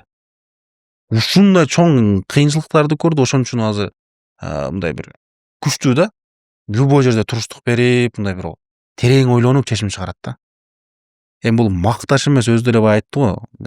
Бизди мактабагыла, биз мактаганга муктаж деле эмеспиз. Мындай бир кемчилдиктерин карап айткыла деп. Мына ушуну эле өзүнчө айтыш деле бар да. Ошол анан баягы агитацияда жүрүп элдин көйгөйүнү билип, анан мыйзамды күчтүү эмес экендигинди билип, анан таштадым. Пока мен эмес экен деп, даяр эмес экенмин деп отурсам эле анан баары ант берип, анан суроолорго жооп бере албай койду. Уже мен өзүмдү билдим ошол жерде. Мен деле жооп бере алмак эмесмин. Бул жака барыштын кереги жок экен азыр деген. Келечекте Кыргызстандын өнүгүшүнө кандай салым кошо алам деп ойлойсуз? Кыргызстандын келечегине ошол бир эле агартуу тармак меникичи. Эмнени билсем, ошону элге айтып, китеп менен алеп кылганга аракет кылыш керек. Билим менен аракет кылыш керек. Аң сезимини өстүрүш керек. Эң башкысы элге иштеймин. Мамлекетке иштегендер бар негизичи. Ал өзүнөн өзү иштеп кетет да. Биз элге иштеп алган болсок, эл 7,5 миллион мамлекет үчүн иштесин мисалычы. Бир айдын ичинде илтеген бир өлкө болот да. Чоң бир өнүккөн өлкөлөрдүн катарына кирип кетет да. Ошон үчүн биздин ата бабаларыбыз ошол элдин агартуусуна мындай бир эбегейсиз салымдарын кошкон экен да. Ошону эле улантабыз биз. Жакшы. Азыркы жаштар үчүн эң чоң коркунуч эмне деп ойлойсуз? Адамдардын келечегини өнүккөн мамлекеттердин, өнүккөн элдердин абалынан билсек болот экен да. Өзбекстан, Казакстан, Америка, Европа мисалчы. Орто Азия бүт эле ошол бир өнүккөн бизден мисалы Кыргызстандан башка өлкөлөрдө мындай бир карап көрсөк, жок дегенде 10 жыл алды да. Эли дагы, өлкөсү дагы ошондой да. Анан мындай караш керек да, Америкада мисалы наркомандар көбөйгөн. Аябай монтоп эле жатат. Динсиздик көбөйгөн мисалычы. Анан ынтымаксыздык аябай өрчүп атат. Азыр биз билбегендигибиз менен Кыргызстанда дагы баягы синтетикалык бир нерсе бар экен го ошол. Ошол нерсе менен аябай чоң алектенип атышыптыр да. Эгерде биз баягы айтып атам го кайра элечи. Агартууга биз дагы басым жасабаган болсок, биздин балдарыбыз, биз чоңдорду айтпай эле коеюн, биздин балдарыбыз, неберелерибиз, келечегибиз бул наркоман болот. Аял урматтабайт, текти сактабайт, салтты сактабайт, Динин унутуп калат. Динин унутат, менталитет, культура деген нерсени билбейт. Ата-энелер каарлар үйүндө жатып калат да. Азыр ошо дин боюнча айта кеттиңиз, кайсы учурда жашооңузду Аллага тапшырдыңыз? Мен өзүм жашоомду негизи эле Аллага тапшырам. Мен динди тааныгандан бери мына ушундаймын. Кандай болбосун, кандай абалда болбойн, баардыгын Алладан деп гана билем. Бирок кээ бир учурларда мен адашам да. Менде бир учур болгон, анда соц тармакка чыгарганмын. 4 компания мен иштешем деп калды да. Анан мен аларга бардым дагы, эми аудиториямды билем да, кандай жүргөнүнчү. Байкелер, миллиондорду алып коебуз. Мындай кылып салабыз. Подписчикти да коебуз, клиентти да алып келебиз. Короче, бүт баардыгы идеально болот. Мен ушундай нерселерди кылам, силер көрүп алып туруп оозуңар ачылат. Мен ушул деңгээлге жеттим. Мен ушундай кылып атамын. Мен монтип миллиондорду алып атам. Мен ушинтип ийгиликке жеттим. Мен деген сөздөр бар да. Эстейм да анчы. Анан бир учурда ошол баары макул болушту. Макул болду. Эми акча келмейт. Баардыгына 500 миң, 500 миң, 500 миң уже 2 миллиондай. 2 миллион же 4 миллион да. Эстей албай атам уже. Анан эртеси эле баардыгынан бир учурда отказ келди. Мессага. Неге мындай болду деген бир ой да. Ушинтип жеп сал. Мен бир ката кылдымбы, бир нерсе окшошпой калды. Минусту сразу өзүмдөн карайм да. Анализ кылдым, анан кийин кемчилдиги өзүмдө экенин аныктап чыктым. Түшүндүңүз.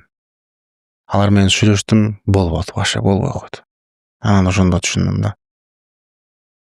Мунар кечээ эле мен кылам деп аттың элең го. Өзүңө таянып атпадың беле? Өзүңө таянып атпадың беле? Мен кылып коем, мен укмуш. Мен деп аттың элең го. Кыйратам.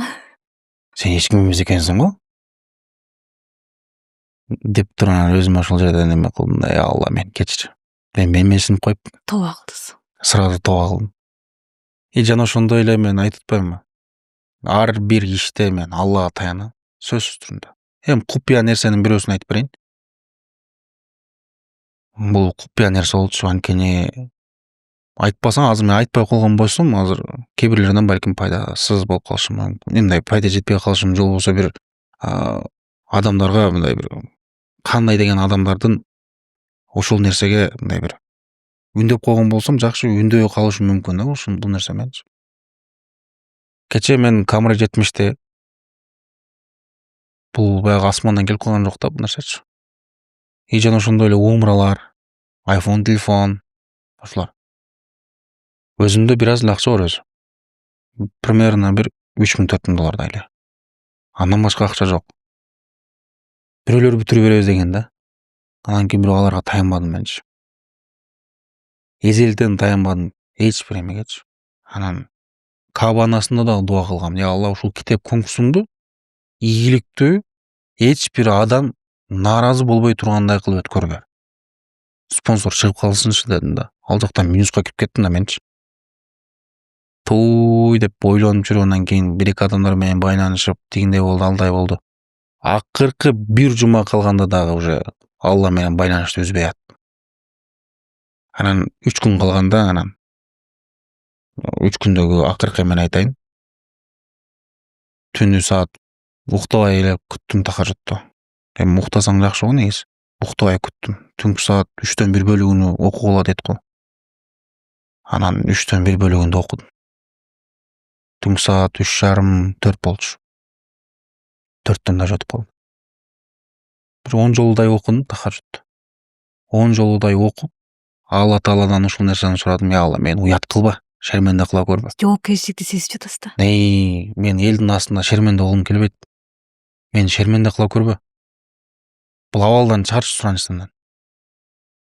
Бир нерсе кылчы, мен сага гана сыйынам, сенден гана жардам сурайм. Сен гана жардам берүүчүсүң. Мен колуман эчтеке келбейт. Мен алсызмын, мен күнөөкөрмүн. Бардык күнөөмдү мойнума алам. Жана алардын баарына тооба кылам. Деп ыйлап дуа кылдым. Анткени бул жерде чоң жоопкерчилик бар да.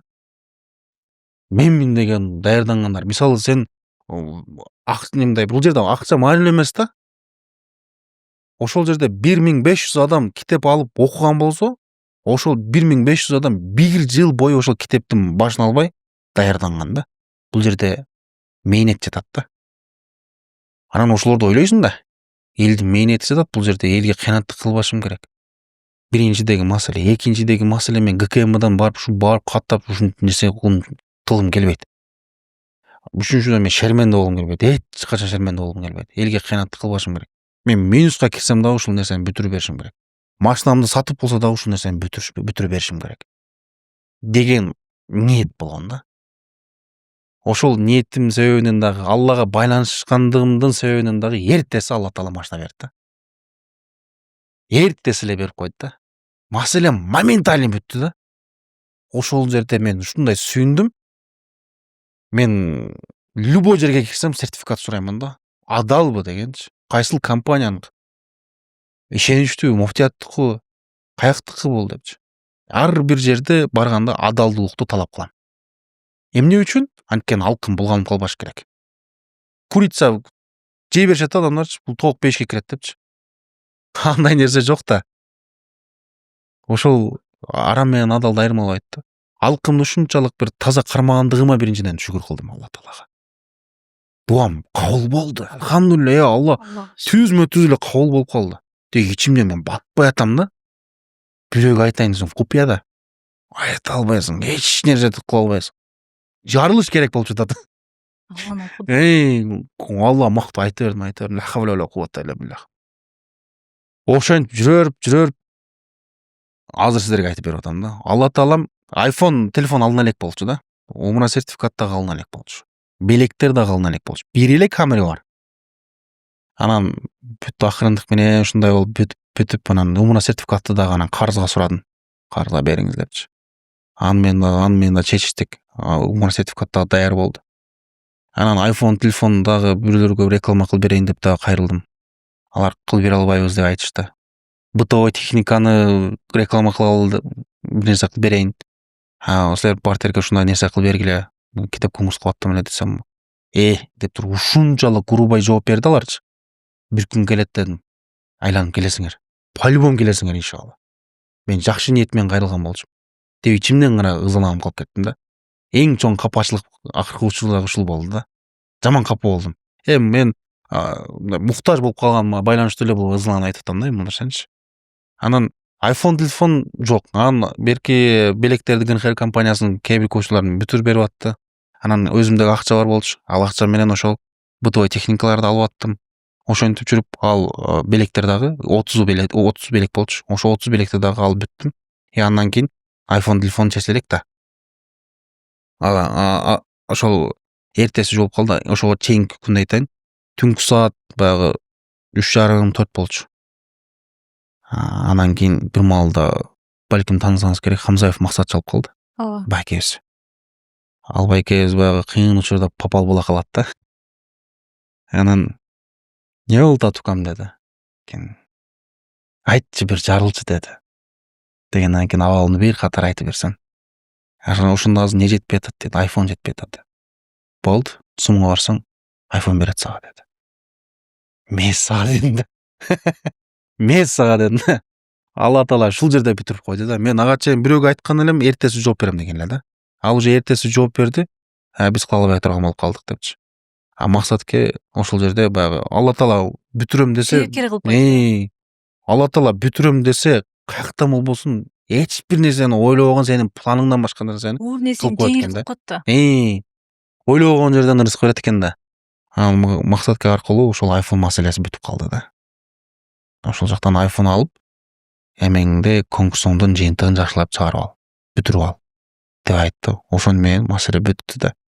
Айтайын дегеним, ар бир кыйынчылыкта биз оорусак дагы дарыга эмес, биз жаратуучубузга кайрылышыбыз керек да. Бизде азыркы эң чоң бир маселе, көйгөйлүү нерсе. Мен мисалы жана сиз биринчи вопрос бердиңиз го. Бул абалдан кантип чыктыңыз депчи, карыздардан кантип чыктыңыз деп.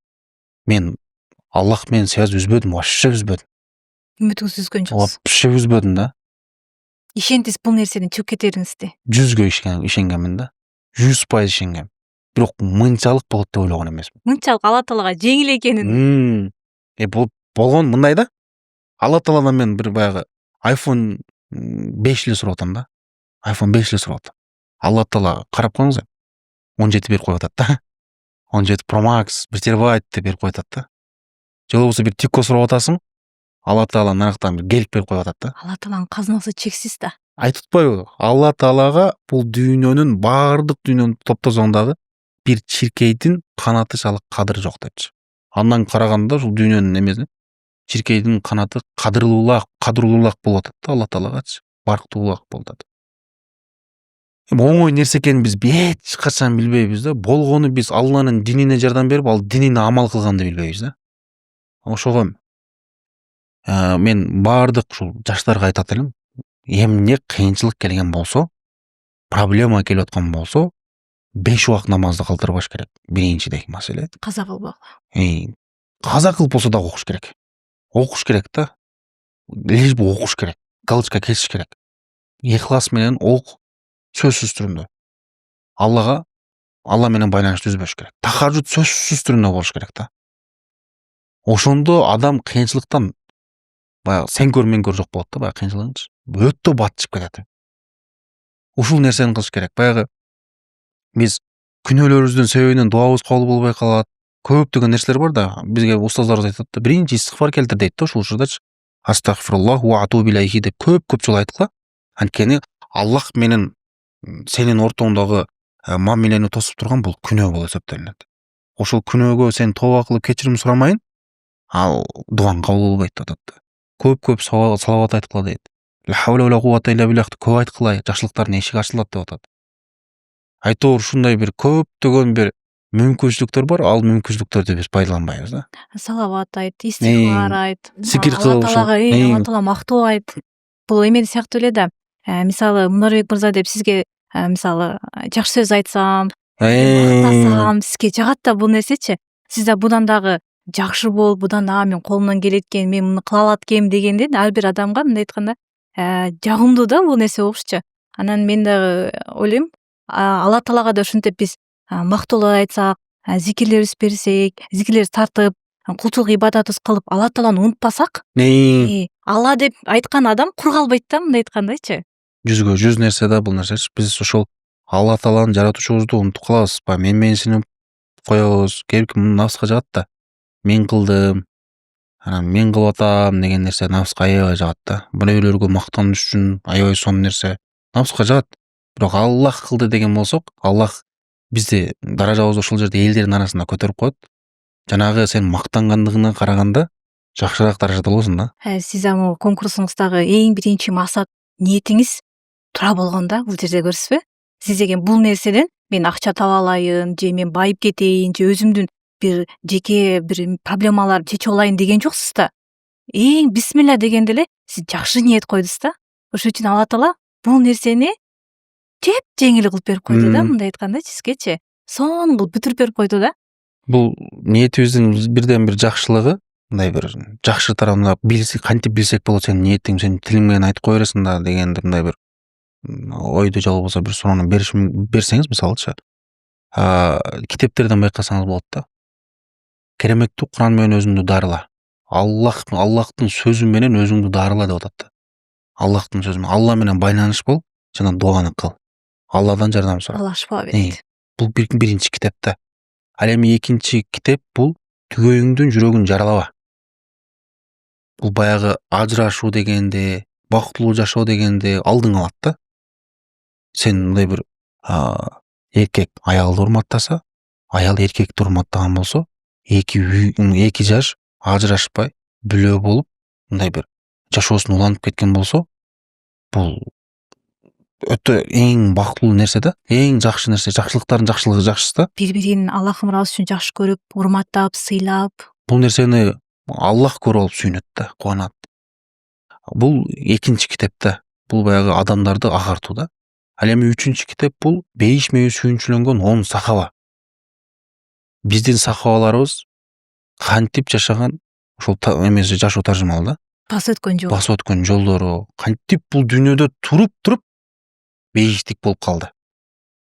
Демек ушул нерсе болот экен да деп калышты да. Бул сахабаларда бул пайгамбар саллаллаху алейхи вассаламды көргөн депчи ушинтип ойлой беребиз да. Пайгамбар саллаллаху алейхи вассаламдын астында үммөтү канчалык даражалуу экендигини биз үммөттөр билбейбиз. Чын айткандачы. Мисалы, пайгамбар саллаллаху алейхи вассалам сахабаларына айтат да: "Эй сахабаларым, силер бейишке кирсеңер, күмүштөн болгон идишке, силер идиш менен силерге мен Кавсар суусун ичирем" деп атат да. Пайгамбар саллаллаху алейхи вассалам. Анан кийин сахабалар сурайт да: "Үммөтүңүзчү?" дейт да. "Үммөтүңүз эмне менен биз менен эле эме кылабы?" деп айтканда, "Жок" дейт. Жок деп айтат да. Ушу сахабалар шок болуп таң калат. Ошол учурда пайгамбар саллаллаху алейхи вассалам ошол жерде мээримдүүлүгүн көргөзөт да. Ушунчалык мына окуп алып мен ыйлагам да. Денем чымырап кеткен аябайчы. Пайгамбарыбызга мындай бир. Мен эчтеке кылбай атам мен, бирок ушундай болсо дагы мен бейишке кирсем ушундай болот экен да депчи. Пайгамбар саллаллаху алейхи вассалам не дейт? Менин үммөтүм менен болгон мамилем, же болбосо байланышым бул идиш аркылуу болбош керек. Мен аларга колум менен ичирем деп атат да. Колу менен мынтип алып эмки элестетсеңиз, Каусар суусун алып туруп, пайгамбарыбыз саллаллаху алейхи вассалам үммөтүнө ичирип атат да. Мессага дейсиң да бул жердечи. Анан ушундай бир мээримдүү затка, ушундай бир мындай бир биз үчүн күйгөн, кашка тиши сынган, кордукту көргөн үммөтүм ушул тозокко түшүп калбасын деген пайгамбарыбыз саллаллаху алейхи вассаламга бир салават келтирбей койгон болсок, бул биз жеткен акмак мындай бир караңгы эле мындай бир үммөт болобуз да. Айтып атпайбы эртең кыямат күнү. Я Алла, ушул үммөтүмдүн жүрөгүндө бир ундун майдасы кыпындай бир ыйманы боло турган болсо, аны бейишке киргиз, ансыз мен наразы болом депчи. Ыраазы болбойм депчи мисалы. Ансыз мен башымды көтөрбөйм дейт да. Ошол учурда Алла Таала эмне кылат? Эй пайгамбар Мухаммад, башыңды көтөр, сен дуаң кабыл болду, үммөтүң бейишке кирди дейт. Пайгамбарыбыз саллаллаху алейхи вассаламга биз мухаббатты көбөйтүшүбүз керек да. Айткан максатым ушул да. Ушундай нерселерди көрөбүз биз эртең бейиште. Иншалла.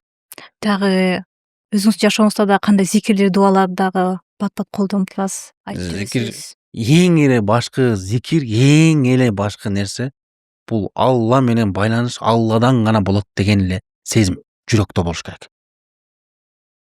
Биздикилер азыркы учурда субханалла дегенде ушул эле нерсе болуп атат азыр.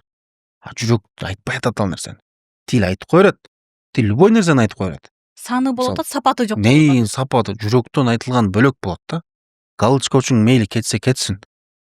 Бирок ошол нерсени сен канчалык деңгээлде сапатта айтып атасың? Мына ошол маанилүү да. Мен өзүмдүн дайыма кылган нерсем, биринчиден ар бир кылып аткан күнөөмө дайыма тооба кылам. Билбей кыласың, бирөөнүн акысына кирип аласың, мына ошол истигфар. Ла хаула ва ла куввата илля биллах. Мына ушул салават, айтор бардык нерседе Алладан гана Аллах кылды, Аллах. Бүт жерде Аллах. Бизде азыр мындай бир мемебиз да, биз мындай денебиз да жөн элечи. Эгер Аллах мүмкүнчүлүк бербей койгон болсо, бул дене деле иштебейт. Азыр караңыз, мен колумду көтөрүп кайра түшүрүп атам, муну мен билбей эле иштеп атам бирокчу. На самом деле бул нерсени ар бирин сезип турушубуз керек да. Негизи акылыбызга сала турган болсокчу. Акылга сала турган нерсе эмес. Азыр мисал келтиргенде могу тырмагыбызды ала турган болсок, могу тырмак делечи. Ушул тырмакты биз дайыма алабыз да, туурабы? Ошол тырмакты мисал келтиргенде, моуну астын мындай кылып туруп ачып туруп көргөн болсок, урлон да узун бир тырмак чыгабы? Чыкпайт. Ушул эле жерде бар да тырмакчы, мисалычы. Мына Алланын кудурети да. Акыл сала турган болсок, биз могул жактан издешибиз керек болчу. Мына жактан мындай бир тырмак узун болуп чыгат экен да, значит. Каяктан өсүп чыгат. Бирок Алланын кудурети да булчу. Эми чачыбызды алайлы мисалчы. Чачыбызды кырып туруп мээбизди ачып көрө турган болсок, урлон чач чыкпайт да, туурабы?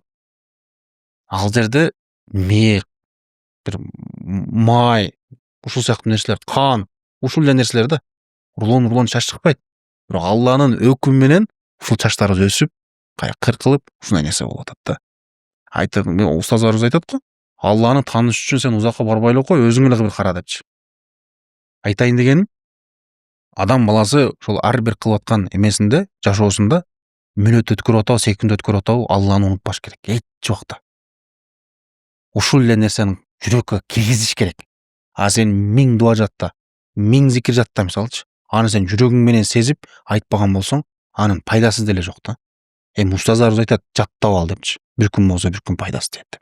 Ооба, сөз түрүндө пайдасы тиет, бирок жүрөк менен айтсаң да, ошондо пайда тиет. Мен ойлойм, нагыз такыва адам, мусулман качан болуп саналат? Адам пайда келип атса деп ойлойм да. Кошуласызбы? Ооба да. Эми баягы айтып атпайбы? Пайгамбар саллаллаху алейхи вассалам. Адамдардын эң жакшысы бул ким десе, бул адамдарга пайдасы тийип турган адам депчи. Ошон үчүн биз баягы эмне дуа билген болсок, эмне жакшылык кылган болсок, ошонун сөз түрүндө өзүңө каалаган жакшылыкты башкага кааламайм, бул толук мусулман эмес деп атпайбы? Ошон үчүн биз сөз түрүндө эмнени үйрөнгөн болсок, башкаларга үйрөткөндөрдөн болушубуз керек. Эмнени сен өзүң пайда көрүп атасың, башкаларга жеткиришибиз керек. Азыркы учурда коомчулуктагы эң бир оорулуу нерсе көрө албастык, анан ичи тарлыкта. Бирөөнүн ийгилигине мындай бир кубана билбейбиз бизчи. Ийгилигине кубанып, машаллах деп туруп, ага дагы жакшылык каалап кой. Ал сенин дуаң биринчиден өзүңө кабыл болот. Ал биринчи эле сага тиет. Мисалы бирөөгө кофе каалаган болсоң, ошол кофени сен биринчи ичет Алла Таала. Биз ошол нерсени билбей только ичтарлык. Бул баягы эле. Мен мисалы келтирип машина минсем деле, чоңураак машина минип калган болсом, сага Садыр Нуркожоевич мингизген да дейт да. Ушундай нерселерди айтат. Эмнеге? Анткени мен президентибизден жакшы жактарын көргөзүп, айтып, элди мындай бир ажообузга болгон ой пикирлерин дагы оңдойн, өзгөртөйүн деген эле ойдо эме кылам да. Видеолорду чыгарамын, жакшы иштерин чыгарамын. Президентибизден валлахи биллахи ушу бир кагазга Мунарбек жообузумда бир рахмат деп жазып койгон эмес. Жөнөткөн эмес мисалчы. Көпчүлүк ойлойт сен президенттен айлык аласың, анан президенттен сен мындай кыласың. Мен элге эле кызмат кылам мен. Же ошол жака иштейсиң, сага акча төлөшөт дегендейби? Ушундай сөздөрдү айтышат да, ошону менен куралбастык кылып коет да. Бул мындай депчи. Андай мен басып өткөн жолду бул басып өтө элек да. Ошон үчүн дагы сүйлөйт. Адам мындай экен да, мисал келтиргенде азыр Бабанов мен тууралуу сүйлөйбү мисалы. Сүйлөйт да туурабы? Күчтүү адам эч качан ылдыйдагы адам сүйлөбөйт. Слабый адам гана сүйлөй берет да. Слабый адам. Көрө албай, ичи тарлык кылып кое беретчи.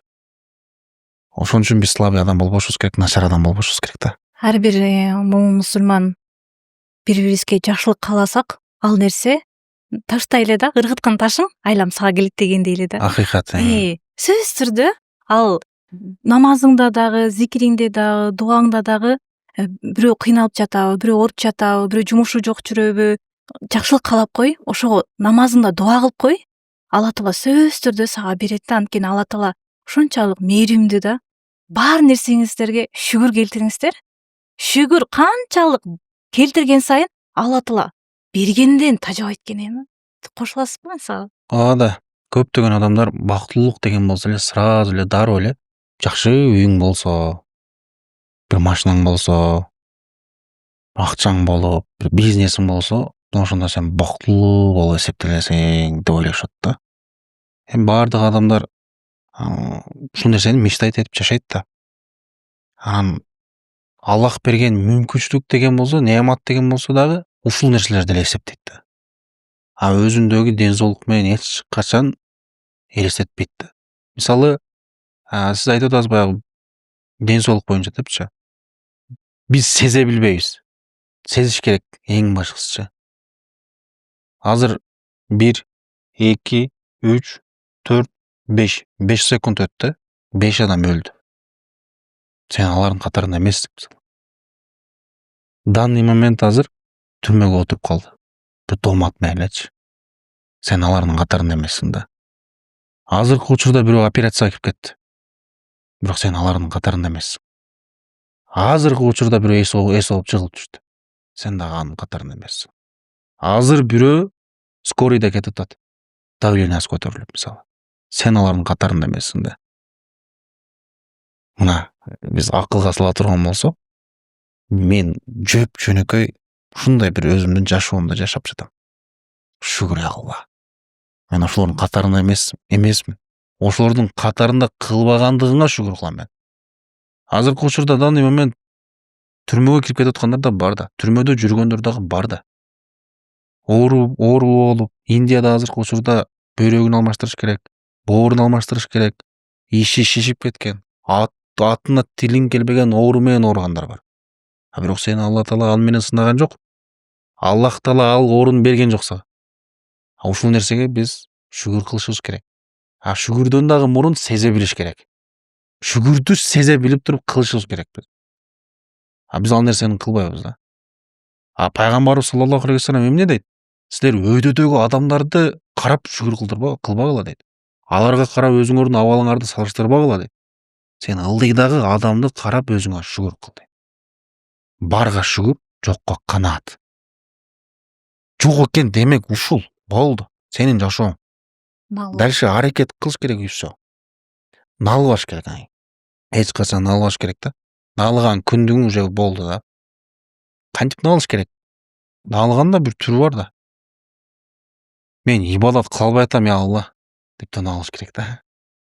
Мен нормальный ибадат кылайынчы. Өзүңө кызмат кыла албай атам, я Алла. Мен кызмат кылайынчы, диниңе кызмат кылайынчы, үммөткө кызмат кылайынчы. Сен каалагандай мен үммөт боло албай атам. Пендең боло албай атам. Мен жакшыраак пенде кылчы. Ушуларды сурашыбыз керек да биз. Биз эмне сурашыбызды да билбейбиз өзүчө.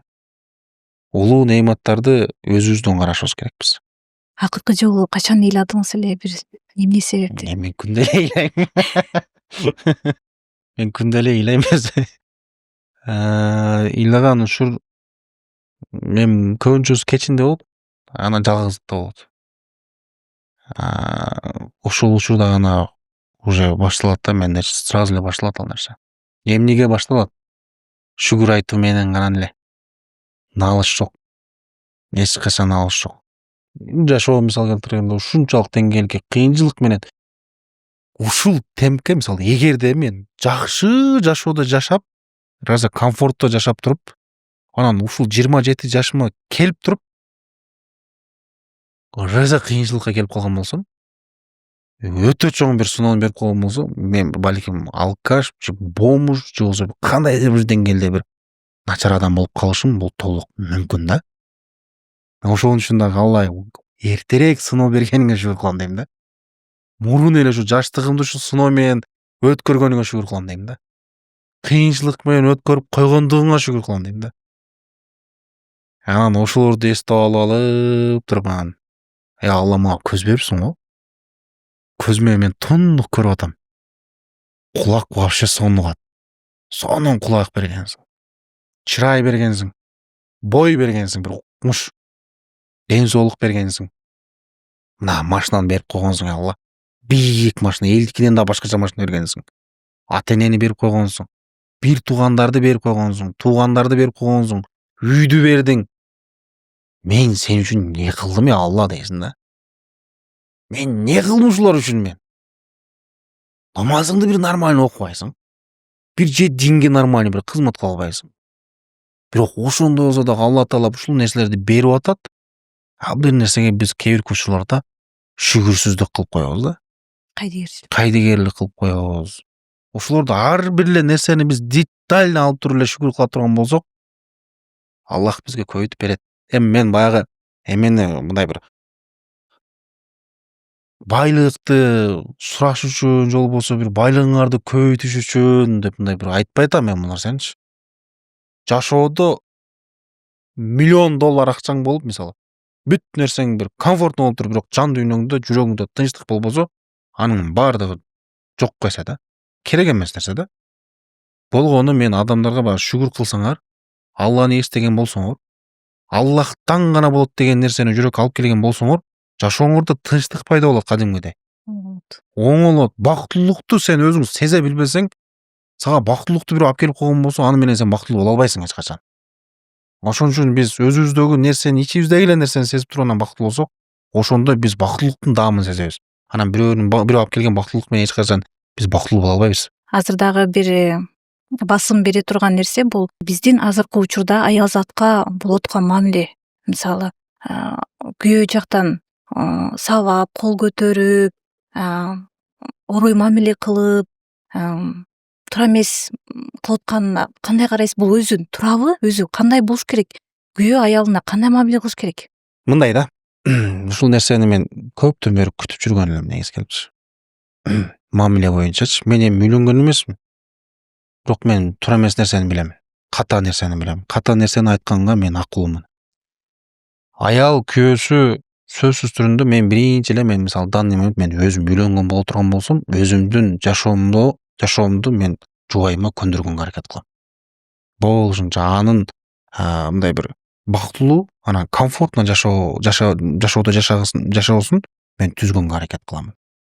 Аны мен мындай бир кыйнап, иштетип ушул эң башкысы ал үйдөгү нерсе менин балдарымды сонун кылып тарбияласа, мен каалаган нерсени кылып берген болсо болду.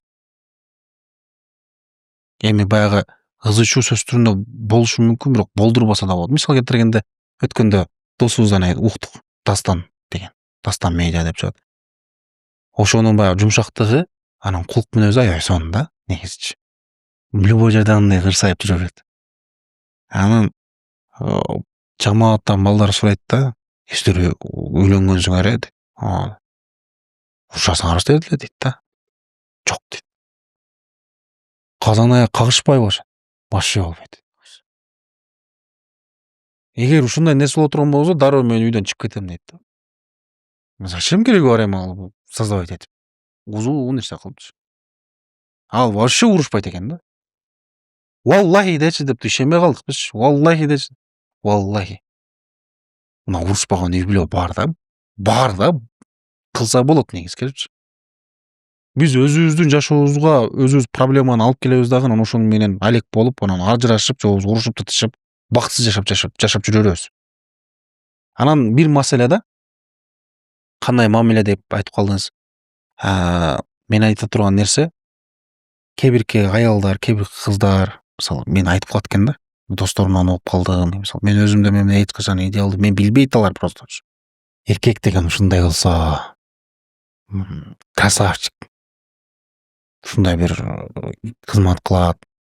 Акча десе акчаны табат. Эркек деген ушундай болсо деп ушинтип сүйлөйт экен. И башка үй бүлөлөр, мисалы аял күйөөсүнө айтып берет экен, мисалычы. Ушундай. Ушул нерседен мен өзүмдүн жашоомдо болду да. Бир аял биз менен чогуу жүрүп калды, кызматташыпчы. Анан менин кызматтарымды көрүп калды. Ушундай бир кызмат кылып жүрөм мен. Ошондой кылып жүргөн учурларымды көрүп калып туруп, кыялданып коюптур да бир. Анан кийин көзү менен таанышмын да. Анан барып туруп айтат экен дагычы. Мунарбекке мындай дегендей, андай, мындай деп туруп укмуш айтат экен да. Аны көргөн кез мен заблок кылып салат. Заблок кылат, ушундай түрлүү нерселерди кылат. Неге ал нерсени кылат деген бир суроо болду да менчи. Ал учурда эркектин намысы өчөт да. Эркек намысы үчүн гана эркек да. Намыс үчүн эркек да. Эгер намысы жок эркек боло турган болсо, ал уже эркек эмес да. Кайсыл бир эркекте намысы жок боло турган болсо, ал уже эркек эмес. Аялы түзмө-түз намысына тийди да. Түзмө-түз элечи. Башка эркекке салыштырган мисал келтиргенде, ал эркек ойлойт да, демек мен аялыма татыктуу эркек эмес экенмин. Мен бир эң төмөн, идеалдуу эмес, колунан эчтеке келбеген бир болбогур эле эркек экенмин да. Деп өзүнүн ичинен рыза жейт да. Эми бир уруш, ушул сыяктуу нерсени кылбаса дагы ыймандуу болупчу. Бирок ичинен ушунчалык өзүнө самооценкасын түшүрөт дагы, өзүнө лохко айландырат да. Эң алсыз эркек айландырат. А бул жерде аял эркекке энергия берген ордуна наоборот сындырып койду да. Ушул эле тескериси бар. Эркектерге тиешелүү нерсе. Эркектер аялдарын башка аялдарга салыштырбаш керек да.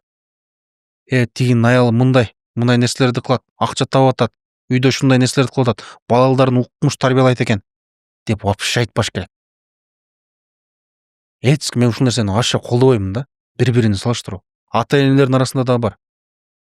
Элдин балдарына мен эч эле жетпей койдум, мисалчы.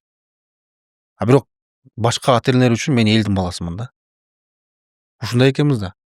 Ар бир бала өзүнчө бир өзгөчө да. Ар бир эркек, ар бир аял дагы да. Ал мисал келтиргенде, аял менен күйөөсү экөө бири-бирин тандады, ал өздөрүнүн тандоосу да. Анын минусу сенин плюсуң менен толукталат. Анын плюсу сенин минусуң менен барабарланат да. Аллах ушинтип жараткан да бизди. Мисалы мен укмуш бир орус тилин билген болсом, аялым орусча билбешим мүмкүн, мисалы. Же болбосо ушуну тескериси. Укмуш акылдуу отурган болсом, мен мисалы, аялым кичине бир акылсызыраак болушу мүмкүн. Минус плюс да. А ушул нерсени биз кабыл алып, бири-бирибизге дух эле беришибиз керек, мотивация эле беришибиз керек. Мына ушул эле нерсе. Мен жалпы эле ушул аял затка дагы, эркектерге дагы айтар элем, ушул жубайлар бири-бириңерди башка бирөөлөргө салыштырбагыла. Ошол эле үй бүлө, сен салыштырып аткан үй бүлө силерди дагы мактап атат азыр. Силерди дагы ушинтип бир өзгөчө нерселерди көрүп алып туруп суктанып атат. Ушул нерсени айтат элем да, мен ушул жаштарга, келечек мындай үйлөнөм дегендерге, турмуш курабыз, же болбосо турмуш кыргандар, ушул бири-бириңерге силерден сураныч.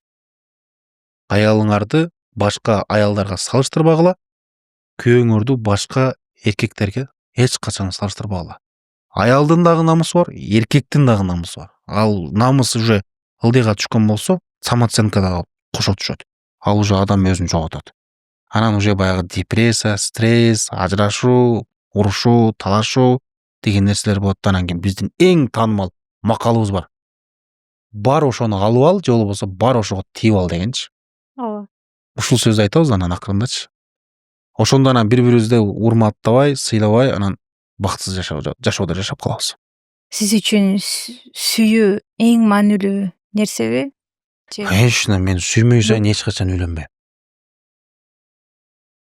Сүйүү мен үчүн өтө чоң орундуу нерсе. Медицинада дагы бул нерсе маанилүү нерсе да. Динибизде дагы бул нерсе маанилүү. Ой, айтат динибиз. Сүйүү бул никеден кийин депчи. Бирок пайгамбарыбыз саллаллаху алейхи ва саллям ага чейинки нерсени дагы бизге көргөзүп кеткен да. Жаккан болсо үйлөнгүлө депчи. Жаккандыгы бул сүйүүнүн пайда болгондугу да. Сезим болуш. Ошол сүйүүнү дагы эмне үчүн сүйүшүбүз керек? Албетте Аллах үчүн сүйүшүбүз керек. Биз Алла Таала бул сүйүү сезимини эмне үчүн жаратты деген болсо, Аллах Таала өзүн сүйдүрүш үчүн жараткан экен да. Өткөндө бир устазыбыздын айткан сөзүн угуп калып, мээме киргизип алдым да. Действительно ошондой да. Аллах өзүн сүйдүрүш үчүн бул сүйүү сезимин жараткан экен. Ал эми аялдарга, жана ошондо аялдарыбызга, же болбосо күйөөлөргө, же болбосо ата-энелерге болгон сүйүү кандай болот деген болсо, аларга болгон сүйүү Аллах үчүн болот экен да. Ал кандай деген болсо, алардын баардыгын Аллах үчүн сүйүп, Аллах үчүн жашап, же болбосо бактылуу кылуу. Ушул нерсени кыла турган болсок, биз бактылуу болобуз да.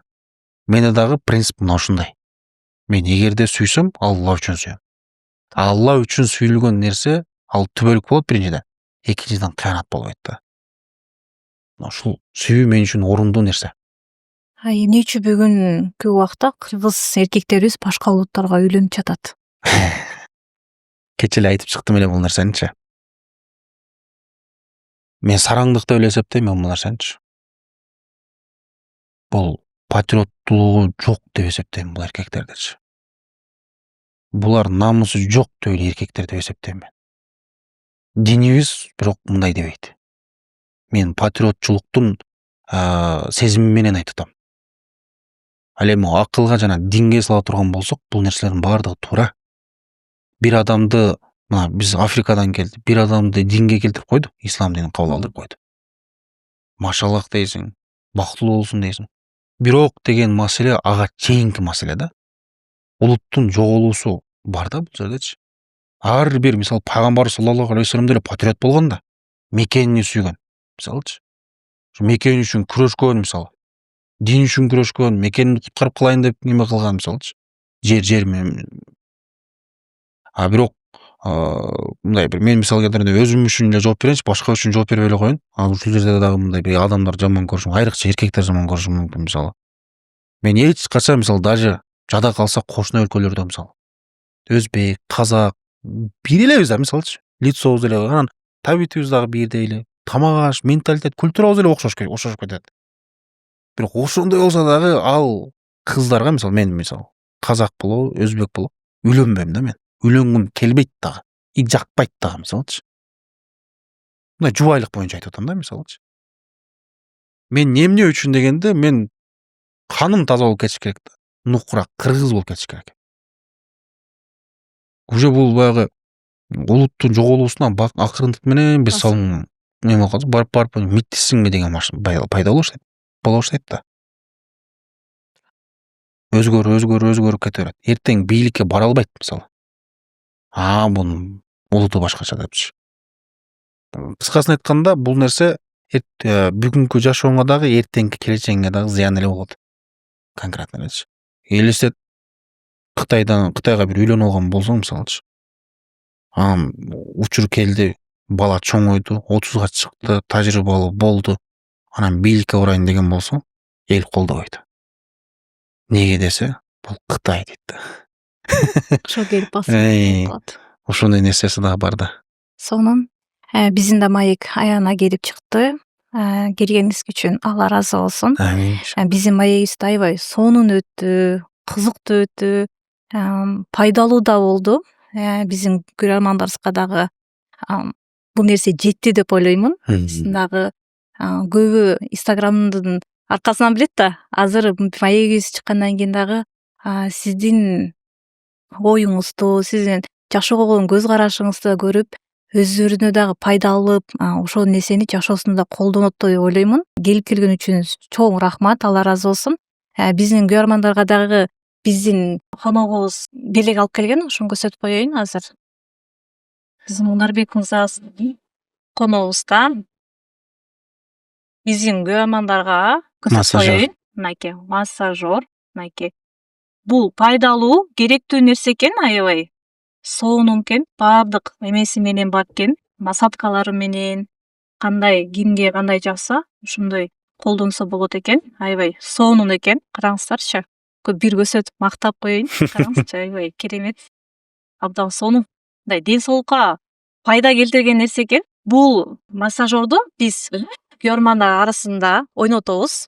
Эң жакшы комментарий жазган деп коеюн, жакшы бир сонун комментарий жазган көрөрманга ойнотуп беребиз. Чоң рахмат келгениңиз үчүн. Алла ыраазы болсун. Биздин маегибизге да жакты деп ойлоймун. Келгениңиз үчүн дагы чоң рахмат. Алла ыраазы болсун сиздерге да. Ийгилик. Бизге да бир калоо, бир тилек айтып кетесиз.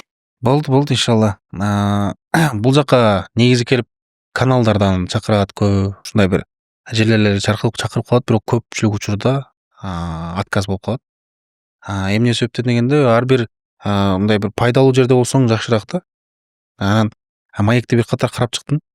Карап, анан атактуулар келип, анан аудитория мындай бир пайдалуу да, аябай пайдалуу. Анан ошол себептен кой бул жака барып, бир аз болсо дагы балким биздин маектен адамдар пайда алат деген бир ой пайда болду. Анан сиздерге Аллах таалам ыраазы болсун. Кандай деген адамдар үчүн ушундай бир мээнеттерди кылып, убактыңыздарды бөлүп, адамдарга чыгарып атактуу даңктууларды алардын мындай бир суроо берип, адамдарга пайдалуу кеп кеңештерин угуп, анан ошондой эле тартып, коомчулукка таратып жатасыздар. Алла ыраазы болсун. Бул өтө чоң мындай бир коомду агартууга кирет деп эсептеймин. Дагы Аллах таалам ишиңиздерге береке берсин, ийгилик берсин. Сиздерди колдош керек. Бүт жактан финансовый болсо, бүт жактан колдош керек. Кыргыз элин. Андыктан катты алып, маектен алыс болбоңуздар. Чоң рахмат, айтканыңыз келсин.